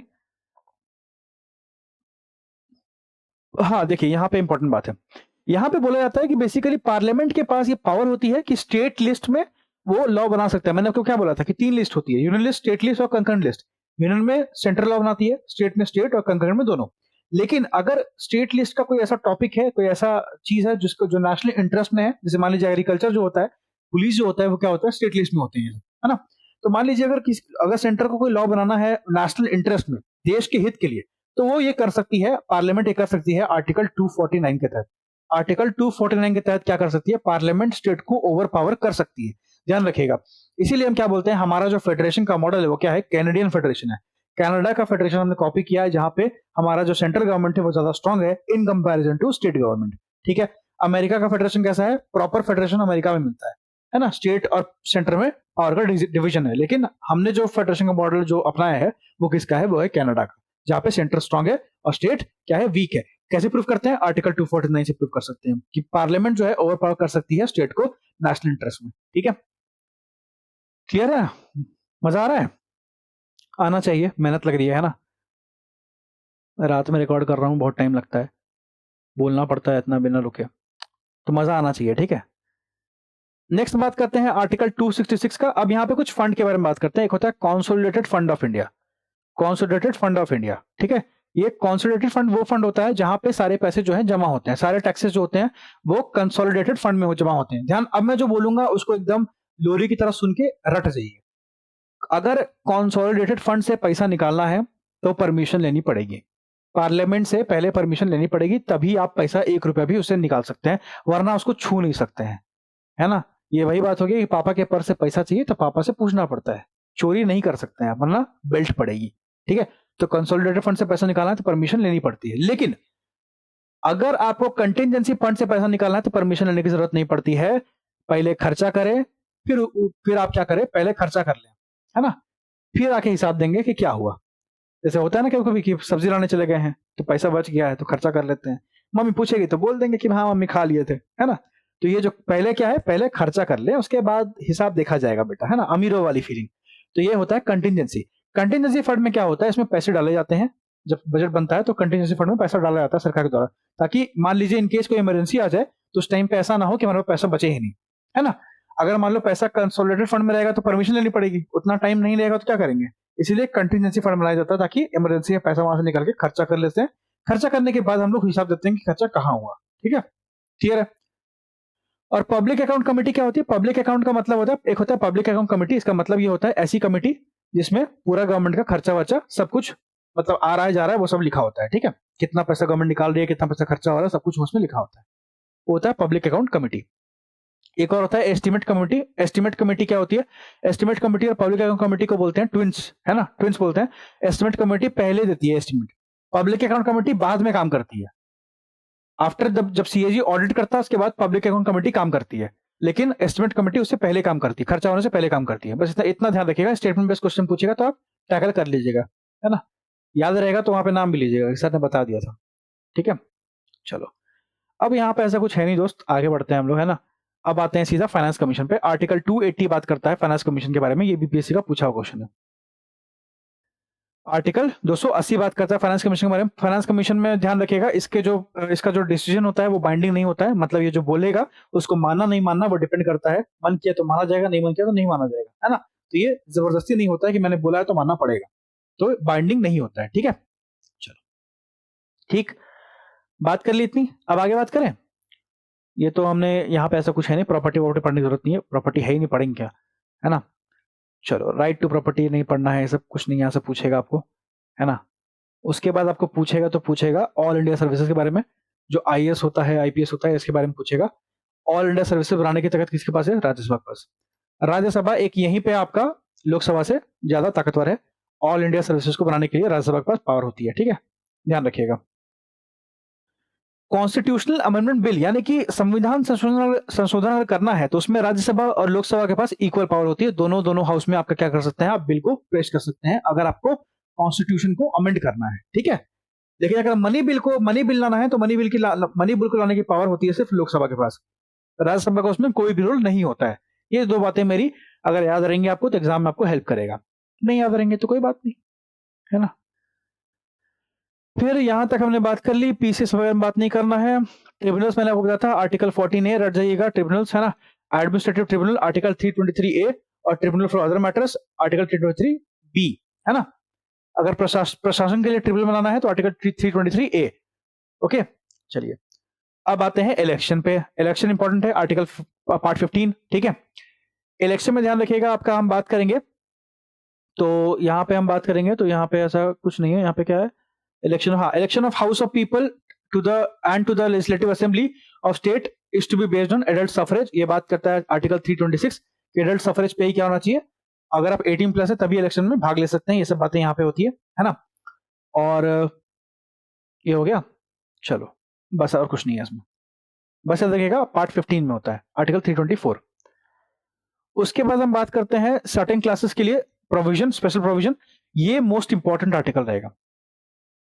जब मैंने पहली बार यूपी पीएससी दिया था ना, उस टाइम पे मेरा क्वेश्चन जो गलत हुआ था वो यही क्वेश्चन गलत हुआ, मैं कंफ्यूज कर गया था वहां पे। तो आर्टिकल 330 जो है वो बात करता है reservation of seat for schedule caste and schedule tribe in the house of people. यहां पे बोल दिया था, वो लेजिस्लेटिव असेंबली प्रयोग कर दिया था वर्ड को, और मुझे पूरा स्टेटमेंट याद नहीं था तो मेरे से गलती हो गई थी। ये हाउस ऑफ पीपल मतलब लोकसभा के बारे में बात करता है, ना कि लेजिस्लेटिव असेंबली के बारे में। House of people Lok Sabha, reservation of seat of schedule caste and schedule tribe in Lok Sabha, ध्यान रखिएगा, इसको भूलिएगा मत। आर्टिकल 330, आर्टिकल 330, ठीक। उसके बाद अगर आपसे पूछेगा तो ये पूछेगा, ऊपर आते हैं, ऊपर आते हैं, आपसे पूछेगा तो यहां पे क्वेश्चन पूछ सकता है आपका ये national commission for schedule caste article 338। एक आर्टिकल 330 रट जाइएगा भाई, हाउस ऑफ पीपल में रिजर्वेशन। आर्टिकल 338 बात करता है national commission for schedule caste के बारे में। पहले एससी के बारे में बात करेंगे हम लोग, पहले एससी के बारे में बात करेंगे। आर्टिकल 338A आएगा, वो बात करेगा शेड्यूल ट्राइब के बारे में। हम हमेशा क्या बोलते हैं, एससी एसटी बोलते हैं ना, ये बस ऐसे देखिएगा या ध्यान रखिएगा, एससी एसटी मतलब 338 बात करेगा एससी के बारे में, 38A बात करेगा एसटी के बारे में, 38B भी आता है, वो बात करता है बैकवर्ड क्लासेस के बारे में, बैकवर्ड क्लासेस के बारे में। ठीक है, बस ये article 330, article 338, 38A B C, ये तीन ध्यान रखिएगा, ये चार बहुत बहुत इंपॉर्टेंट आपके आर्टिकल्स हैं, है ना। क्लियर है, चलो हो गया। ऑफिशियल लैंग्वेज मैंने बताया था पार्ट 17, पार्ट 17 में आपका ऑफिशियल लैंग्वेज है। पार्ट 18 में क्या होगा आपका इमरजेंसी, है ना। तो पार्ट 17 में क्या है, ऑफिशियल लैंग्वेज है। तो ये आर्टिकल 343 बात करता है ऑफिशियल लैंग्वेज ऑफ यूनियन की, इस सेंटर में आपका ऑफिशियल लैंग्वेज क्या होगा। ठीक है, उसके बाद यहाँ पे ऐसा कुछ है नहीं दोस्त। पार्ट 18 में आते हैं जो बात करता है इमरजेंसी प्रोविजन की। आर्टिकल 352 इमरजेंसी को प्रोक्लेम करने का, ये होता है नेशनल इमरजेंसी। क्या होता है ये, नेशनल इमरजेंसी, नेशनल इमरजेंसी, ठीक। इसको ध्यान रखना है। अब इसमें ना बड़ा इंटरेस्टिंग एक क्वेश्चन है, ये पूछता है कि एक क्वेश्चन पूछा गया था पीसीएस में कि कौन सा आर्टिकल ये बात करता है कि अगर स्टेट के ऊपर कोई खतरा आता है तो यूनियन उसको बचाएगा। तो सबने बोल दिया आर्टिकल 356, है ना? सबने क्या, मैंने ही बोला था आर्टिकल 356 बोलता है, लेकिन एक्चुअली में आर्टिकल 356 नहीं बोलता है। आर्टिकल 356 बोलता है कि अगर कॉन्स्टिट्यूशनल फेलियर हो गया, इसका मतलब संविधान अगर फेल कर गया किसी स्टेट में, कोई स्टेट अगर संविधान को फॉलो नहीं कर रहा है, तब जाके प्रेसिडेंट अपना रूल लगाएगा, इसको बोलते हैं प्रेसिडेंट रूल। वो है आर्टिकल 356। लेकिन अगर ये बोला जाए कि स्टेट पे कोई खतरा आता है, डिस्टर्बेंस होता है, तो उस पे कौन उसको, यूनियन उसको जो है, सेंटर जो है प्रोटेक्ट करेगा, ये बात करता है आर्टिकल 355, 355। ठीक है। Duty of the union to protect states against external aggression and internal disturbances. बाहरी हमला और इंटरनल डिस्टर्बेंस दोनों से कौन बचाएगा? सेंटर बचाएगी। आर्टिकल 355 बोलता है। 356 बात करता है कि प्रेसिडेंट रूल के बारे में। क्या बात करता है? प्रेसिडेंट रूल के बारे में। ठीक। तो 52, 56 और 60 आपको याद होगा। 60 बात करता है फाइनेंशियल इमरजेंसी में भारत में अभी तक एक बार भी लगी नहीं है, भारत में लगी नहीं है। ठीक है। एक और बात पूछता है कि suspension of provision of article 19 during emergency. मतलब आर्टिकल 19 जो है उसका सारा का सारा प्रोविजन जो आपको दिया गया था सामरो, वो सब सस्पेंड हो जाता है। वो आर्टिकल 358 बोलता है कि अगर इमरजेंसी लगाई गई है तो क्या होगा, सारे के सारे जो आर्टिकल्स आपके आर्टिकल 19 के तहत तो क्या होंगे, सस्पेंड हो जाएंगे। ठीक है, सस्पेंड हो जाएंगे। ठीक है, क्लियर है। सिर्फ आपका दो आर्टिकल सस्पेंड नहीं होते हैं, एक होता है आर्टिकल 20, एक होता है आर्टिकल 21। ये दो आर्टिकल क्या होते हैं, सस्पेंड नहीं होते हैं। ठीक है, बाकी सारे फंडामेंटल राइट क्या होंगे, सस्पेंड हो जाएंगे। उसके बाद हम बात करते हैं मिसलिनियस है। यहाँ पे ऐसा कुछ है नहीं, राज प्रमुख वगैरह कोई इंपॉर्टेंट आपके लिए बनेगा नहीं। ठीक है, यहाँ पे भी ऐसा कुछ नहीं है। आर्टिकल 368 ध्यान रखिएगा, ये बात करता है कॉन्स्टिट्यूशनल अमेंडमेंट के बारे में। कॉन्स्टिट्यूशनल अमेंडमेंट के बारे में आर्टिकल 368 बात करता है। ठीक है, आर्टिकल 360 पार्ट 20। ठीक। और उसके बाद हम बात करते हैं तो यहाँ पे आपको अब कुछ नहीं मिलेगा, नागालैंड वगैरह के बारे में प्रोविजन है, पढ़ना नहीं है, कोई इंपॉर्टेंट नहीं है। ठीक है, चलो ये हो गए सारे आर्टिकल्स कंप्लीट हो गए ना? हाँ हो गए। ठीक है, हो गए। तो ये थे आपके सारे के सारे आर्टिकल्स जो अब मुझे आपको बताने थे। शेड्यूल मैंने आपको ऑलरेडी बता दिया है ना? फर्स्ट शेड्यूल, सेकंड शेड्यूल, है ना, क्या होता है, third schedule, fourth schedule, okay, fifth schedule, six schedule. ठीक है, एटीएम स्क्वायर ध्यान रखिएगा, है ना। और आपका सिक्स शेड्यूल बता दिया मैंने। एट बात करता है लैंग्वेजेस के बारे में, 9 बात करता है। सब पूरा ट्रिक से ध्यान रखिएगा, आपको बहुत हेल्प करेगा। ठीक है, तो ये आपका पूरा का पूरा जो है आर्टिकल्स कंप्लीट हो चुका है। अब हम बात करेंगे इंपॉर्टेंट अमेंडमेंट्स के बारे में। ठीक है, चलो। So now we will talk about amendments. ये कौन कौन से संविधान संशोधन हुए हैं, है ना। चलो, तो बात करते हैं कॉन्स्टिट्यूशनल अमेंडमेंट के बारे में। तो 2-3 बातें अमेंडमेंट पढ़ने से पहले मैं आपको बता दूं। ठीक है, कि अगर हमें कॉन्स्टिट्यूशनल अमेंडमेंट करना है तो या तो ये लोकसभा या राज्यसभा, दोनों में से किसी में भी शुरू किया जा सकता है। ऐसा कोई दिक्कत वाला सीन यहाँ पे है नहीं। ठीक। अब शुरू करने से पहले आपको इतना जानकारी होना चाहिए कि आखिरकार मेजॉरिटी क्या होता है, सिंपल मेजॉरिटी क्या होता है, स्पेशल मेजॉरिटी क्या होता है। सिंपल मेजॉरिटी का मतलब क्या होता है कि अमेंडमेंट बाय सिंपल मेजॉरिटी का मतलब क्या होता है, 50% ऑफ मेंबर जो प्रेजेंट हैं और वोट कर रहे हैं। मतलब जितने लोग, मान लो पूरे कैपेसिटी 500 की है, 500 में 4 लोग प्रेजेंट है, तो 4 में से कम 2 लोग वोट करने चाहिए, तो क्या होगा, सिंपल मेजॉरिटी हो जाएगी। मतलब प्रेजेंट और वोटिंग, जितने प्रेजेंट है उसमें से 50% कम से कम वोट करने चाहिए, इसको बोलते हैं सिंपल मेजॉरिटी। ठीक है, क्लियर है। ओके, उसके बाद बात करते हैं, जैसे मान लीजिए अगर आपको स्टेट में कोई चेंज करना है, अगर किसी स्टेट का एडमिशन करना है या एस्टेब्लिशमेंट करना है, आर्टिकल 2 मैंने पढ़ा है आपको, तो आप सिंपल मेजॉरिटी का यूज करोगे। अगर कोई नया स्टेट बनाना है तो अगेन आप सिंपल मेजॉरिटी का यूज करोगे। अगर आपको कोई लेजिस्लेटिव काउंसिल जो है उसको बंद करना है या बनाना है तो उसके लिए भी सिंपल मेजॉरिटी का ही प्रयोग होता है। तो इन सब चीजों में सिंपल मेजॉरिटी लगती है। ये आपको स्टेटमेंट बेस्ड क्वेश्चन पूछेगा, दिमाग खराब हो जाएगा एग्जाम में, समझ में नहीं आता है। ठीक है, तो ध्यान रखिएगा सिंपल मेजॉरिटी का प्रयोग हम लोग कहाँ करते हैं। अब आते हैं स्पेशल मेजोरिटी पे। स्पेशल मेजोरिटी जो होता है वो क्या होता है, वो दही वाला गुपचुप होता है ना। एक होती है पानी वाली गुपचुप, वो आपने पढ़ लिया, ये होता है दही गुपचुप, है ना। दही गुपचुप का मतलब क्या है, इसमें क्या होता है, 50% तो लोग रहेंगे। 50% क्या है, किसका, टोटल मेंबरशिप का, total membership of the house का जितना मेंबरशिप है। प्रेजेंट की बात नहीं हो रही, ध्यान रखिए, प्रेजेंट की बात की ही नहीं है। कितने लोग आए हैं आज, उससे कोई मतलब ही नहीं है, उससे मतलब सिंपल मेजोरिटी में था कि भैया अगर मेंबरशिप टोटल मान लो 50 लोगों की मेंबरशिप है किसी हाउस में, मान लीजिए एक हाउस है, टोटल मेंबरशिप कितनी है, 50 है, लेकिन आए कितने लोग हैं, सर आज तो सिर्फ 10 लोग आए हैं, ठीक है, इन 10 लोगों में से अगर 5 लोगों ने वोट कर दिया तो पास हो जाएगा, सिंपल मेजोरिटी, ठीक है। लेकिन सिचुएशन चेंज होता है आपका स्पेशल मेजोरिटी में। स्पेशल मेजोरिटी में क्या बोल रहा है कि 50% of total membership, okay, of the house and a majority of 2/3 of the member of that house present and voting. मतलब क्या है, कम से कम इस हाउस के मेंबर का 50% में से कम आधा यानी 25 लोग वोट करने चाहिए और 2/3 मेंबर होने चाहिए, मतलब जितने लोग आए हैं, जितने लोग प्रेजेंट है, जितने लोग आए हुए हैं, ये मेंबरशिप है टोटल, जितने लोग आए हुए हैं, प्रेजेंट है, उसमें से कम 2/3 पीपल वोट करने चाहिए, 2/3 पीपल वोट करने चाहिए, तब जाके क्या होगा, आपका स्पेशल मेजोरिटी से कोई चीज पास होगी। स्पेशल मेजोरिटी का मतलब क्या होता है, दही वाला गुपचुप, इसका मतलब क्या होता है, हम कहाँ यूज करते हैं, फंडामेंटल राइट को अगर करना है कुछ चेंज, है ना, अगर आपको फंडामेंटल राइट के रिगार्डिंग कोई आपको संविधान संशोधन करना है तो फंडामेंटल राइट के लिए तो स्पेशल मेजोरिटी, डीपीएसपी चेंज करना है स्पेशल मेजोरिटी, या फिर आपको all other provision that are not covered by the first and third category, तो उसमें जितने भी चीजें हैं उसमें आप क्या यूज करते हैं, स्पेशल मेजोरिटी को। अब मैंने पानी वाला गुपचुप और दही वाला गुपचुप बता दिया, अब हम बात करते हैं राजभोग की, है ना। राजभोग में क्या होता है, special majority of parliament and the ratification of half of the state legislature, ठीक है। इसका मतलब क्या होता है, देखो, federal feature are amended by this majority, अगर आपको कंट्री का फेडरल फीचर में चेंज करना है, फेडरल फीचर बहुत इंपॉर्टेंट चीज है, अगर उसको चेंज करना है तो आपको ये मेजोरिटी चाहिए होती है ना। क्या बोल रहा है, special majority of parliament, parliament का स्पेशल मेजोरिटी मतलब पूरे पार्लियामेंट का स्पेशल मेजोरिटी, उसके साथ साथ half of the state legislature, मतलब जितने भी स्टेट हैं उनमें से कम हाफ जो है, हाफ स्टेट्स के मतलब आधे नंबर ऑफ स्टेट्स के लेजिस्लेचर का रेटिफिकेशन मतलब कि अग्रीमेंट चाहिए होता है, तभी जाके ये काम आप कर सकते हैं। और इसमें हम बात करते हैं कि अगर आपको प्रेसिडेंट का इलेक्शन करना है या उसका मैनर है तो इसमें आपको यूज होता है special majority of parliament and ratification of half of state legislature, ये यूज होता है आपका इलेक्शन ऑफ प्रेसिडेंट में। उसके बाद अगर आपको executive power of union of states में यूज करना है तो आप इसका यूज करते हो, और उसके साथ साथ सुप्रीम कोर्ट और हाई कोर्ट के कंडीशन में भी आप इसी को यूज करते हो। क्लियर है, तो ये 3 मेजोरिटी आपको ध्यान होना चाहिए, है ना।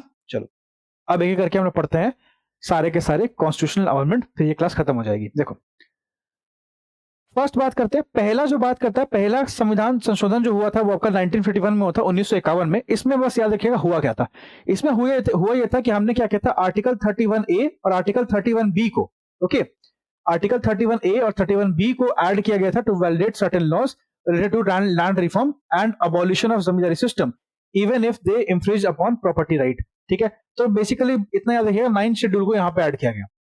इस अमेंडमेंट से बस इतना बात ध्यान रखिएगा कि 9th शेड्यूल को यहाँ पे ऐड किया गया है, ठीक है।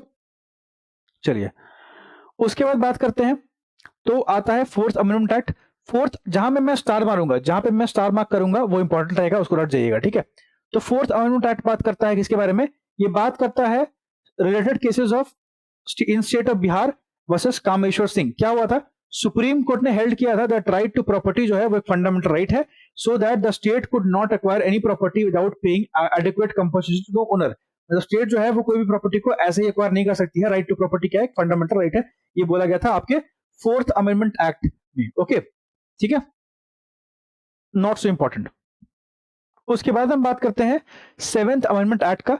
तो 7th अमेंडमेंट एक्ट में क्या हुआ था, इसमें क्लासिफिकेशन ऑफ स्टेट जो होता है, part A, part B, part C, part D, इसको अबॉलिश कर दिया गया, मतलब अब क्लासिफिकेशन ऑफ स्टेट हम लोग नहीं करेंगे इस बेसिस पे, ठीक है। और उसके बाद बात करते हैं, तो jurisdiction of high court was extended to include UT, मतलब हाई कोर्ट जो है वो यूनियन टेरिटरी का भी केसेस केस मतलब ले सकता है, ये जुरिस्डिक्शन दिया गया था आपका 7th अमेंडमेंट एक्ट 1956 में, बस ये याद रखिएगा, है ना। एक बात 1956 में 7th अमेंडमेंट एक्ट, क्लियर। उसके बाद हम बात करते हैं, तो यहां पे ऐसा कुछ इंपॉर्टेंट नहीं है ना, आगे बढ़ते हैं, जो इंपॉर्टेंट होगा वो मैं आपको बताऊंगा। और हाँ ये बात इंपॉर्टेंट है, आर्टिकल 13th अमेंडमेंट एक्ट जो 1962 में होता है, 1962 में, इसमें नागालैंड को जो स्टेटस दिया गया स्टेट का with special provision made for it, okay, Nagaland को एक स्टेट का प्रोविजन दिया गया, और क्या दिया गया, स्पेशल प्रोविजन दिया गया उसके लिए, नागालैंड के लिए। आर्टिकल कौन सा ऐड किया गया, 371A इस टाइम पे ऐड किया था 13th अमेंडमेंट एक्ट में, ठीक है। उसके बाद 14th आता है, नॉट सो इंपॉर्टेंट, में ऐसा कुछ है नहीं जो आपसे पूछा जाएगा, है ना। और पूछा जाएगा तो ये आपका 18th अमेंडमेंट एक्ट 1966 में, इसमें आर्टिकल 3 को ऐड किया गया था, ये ध्यान रखिएगा, अमेंड किया गया था बेसिकली। इसमें क्या बोला गया कि power of parliament to form a new state also includes a power to form a new state और union territory by uniting a part of state, मतलब दो स्टेट को मिला के भी एक नया स्टेट बना सकते हैं, ये पावर यहाँ पे दी गई थी, ध्यान रखिएगा। ये 1966 में 18th अमेंडमेंट एक्ट में बोला गया था, आर्टिकल 3 को यहाँ पे अमेंड किया जाता है। ठीक है, ओके, चलो उसके बाद हम बात करते हैं, आते हैं 1971 पे, है ना, 1971 पे। तो 1971 में भी ऐसा कुछ है नहीं, यहाँ पे बेसिकली कॉन्स्टिट्यूशन को अमेंड करने के बारे में बात हुई थी, तो इतना कुछ खासा यहाँ पे है नहीं। ठीक है, और हाँ, ये इसमें बेसिकली ये दिखेगा 24th अमेंडमेंट एक्ट जो आया था 1971 में, इसमें ये बोला गया था कि it gave power to parliament, parliament को पावर दिया गया कि वो किसी भी पार्ट ऑफ कॉन्स्टिट्यूशन को अमेंड कर सकती है, including fundamental right. Fundamental right भी अमेंडेबल है, ये सैक्रोसैंक्ट नेचर में नहीं है। क्या सैक्रोसैंक्ट का मतलब होता है कि परमानेंट, फंडामेंटल राइट परमानेंट नहीं है, इनको आप अमेंड कर सकते हैं। ठीक है, इसको आप अमेंड कर सकते हैं, लेकिन शर्त क्या है, शर्त ये है कि बेसिक स्ट्रक्चर वायलेट नहीं होना चाहिए। तो यहाँ पे बोला गया था बेसिकली कि आप किसी भी पार्ट ऑफ कॉन्स्टिट्यूशन को क्या कर सकते हैं, अमेंड कर सकते हैं, इंक्लूडिंग फंडामेंटल राइट्स। ठीक, उसके बाद हम बात करते हैं यहाँ पे अगेन 1971 में 25th अमेंडमेंट एक्ट, दो आए थे, एक 24 आया था, एक 25th आया था, है ना, 25th भी इसी टाइम पे आया था। ठीक है, और इसमें भी आपका जो है, इसमें भी डीपीएसपी के बारे में बोला गया था, नॉट सो इंपॉर्टेंट, यहाँ भी वैसा कुछ एक्स्ट्रा नहीं है जो पूछा जाएगा आपसे। आपसे जो पूछा जाएगा वो मैं आपको बताऊंगा, ठीक है, टेंशन मत लो। यहाँ भी नहीं है। अब आते हैं सीधा 1976 पे।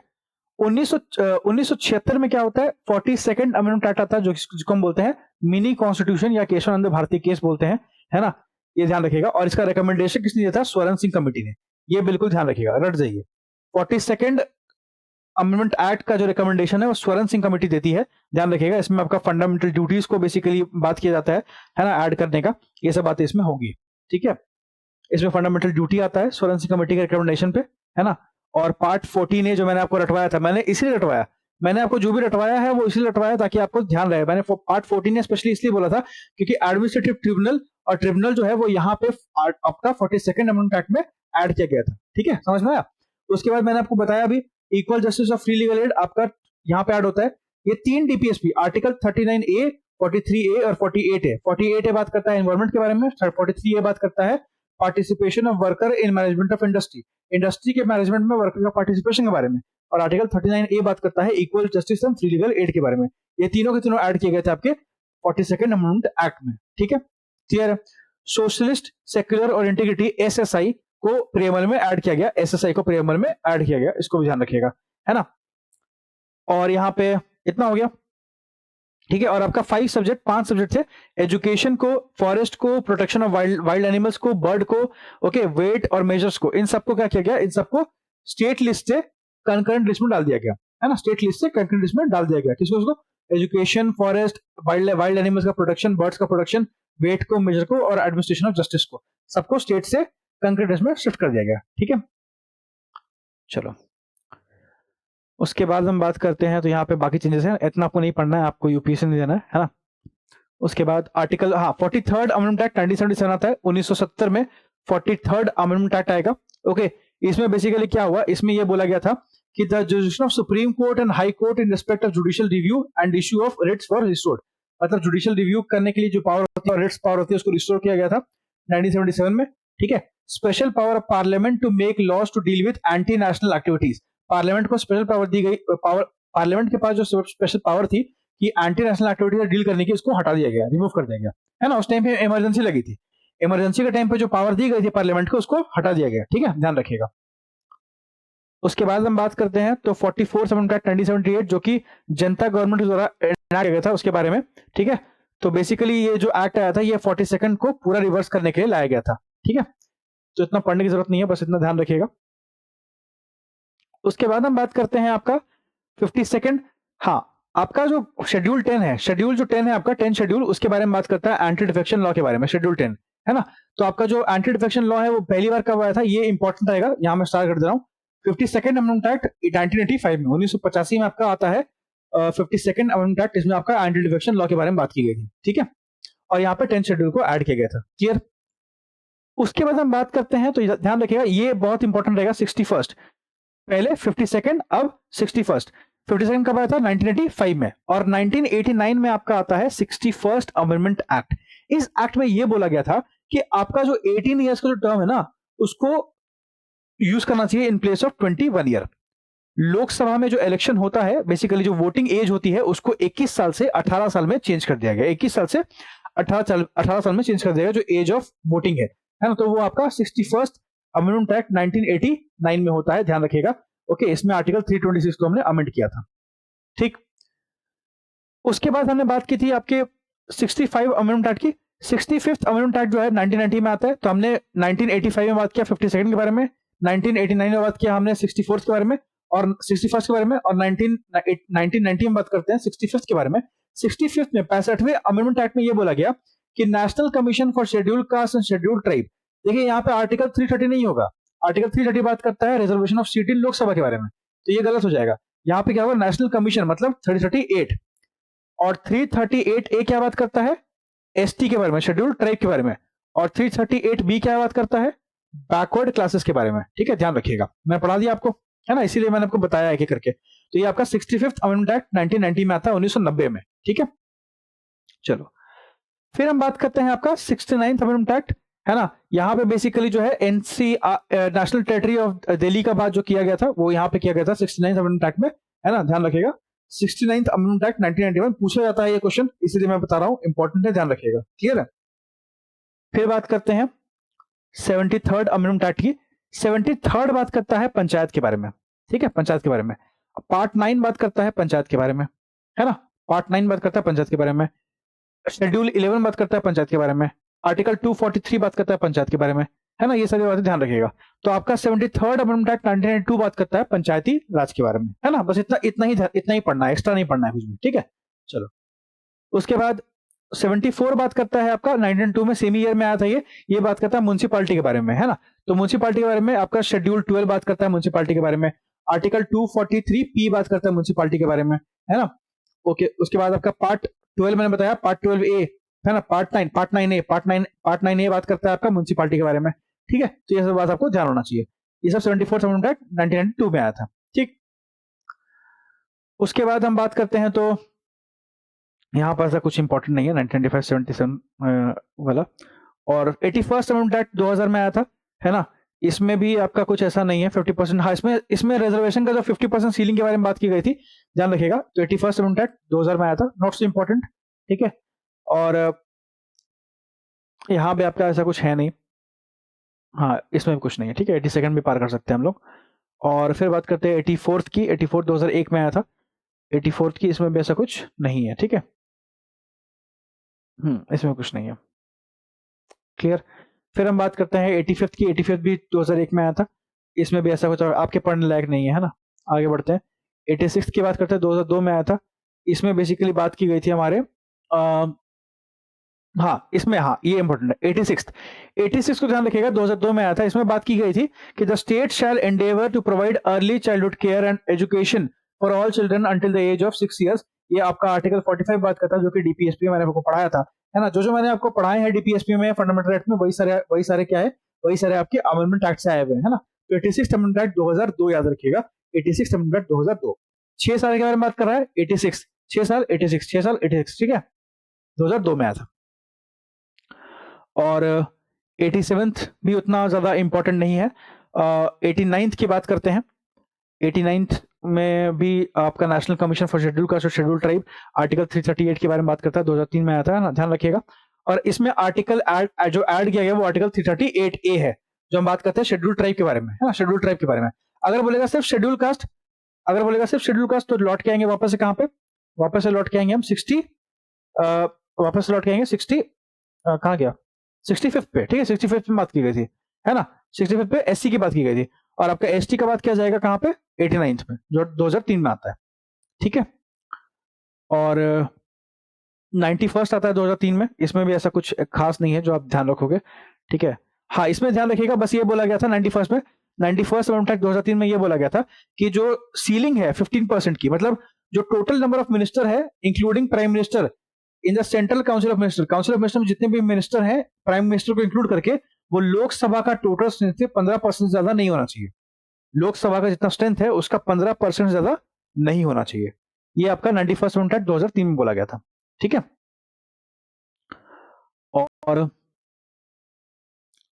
और यहाँ पे ऐसा कुछ नहीं है, schedule tribe, schedule backward classes के बारे में बात है, क्वेश्चन नहीं पूछेगा आपको, है ना। यहाँ पे हाँ, right to form cooperative society, ये आपका फंडामेंटल बनाया गया। Right to form cooperative society under article 19, ये आपका क्या फंडामेंटल राइट है। और ये आपका 2011 में जो अमेंडमेंट एक्ट आया था उसमें आपको बोला गया था, ठीक है, इसको ध्यान रखिएगा। 9B कोऑपरेटिव सोसाइटी में 9B ऐड किया गया था, 9B part 9B cooperative society, है ना, part 9B cooperative society. Part 9 क्या होता है? Panchayat. Part 9A municipality, part 9B cooperative society, ठीक है। चलो उसके बाद हम बात करते हैं 99 पे 2014 में जो आया, जब बीजेपी गवर्नमेंट आ गई थी, ठीक है। तो इस टाइम पे आपका भी supreme court declare the amendment, यहाँ भी कुछ नहीं है ऐसा, है ना, ये सब हमें पढ़ना नहीं है, पूछेगा नहीं, तो इसको भी स्किप करते हैं। 101 इंपॉर्टेंट है। 101 जो अमेंडमेंट एक्ट आया था वो आया था 2016 में। इसमें आपका जीएसटी इंट्रोड्यूस होता है, goods and services tax, GST पहली बार भारत में आता है, ध्यान रखिएगा।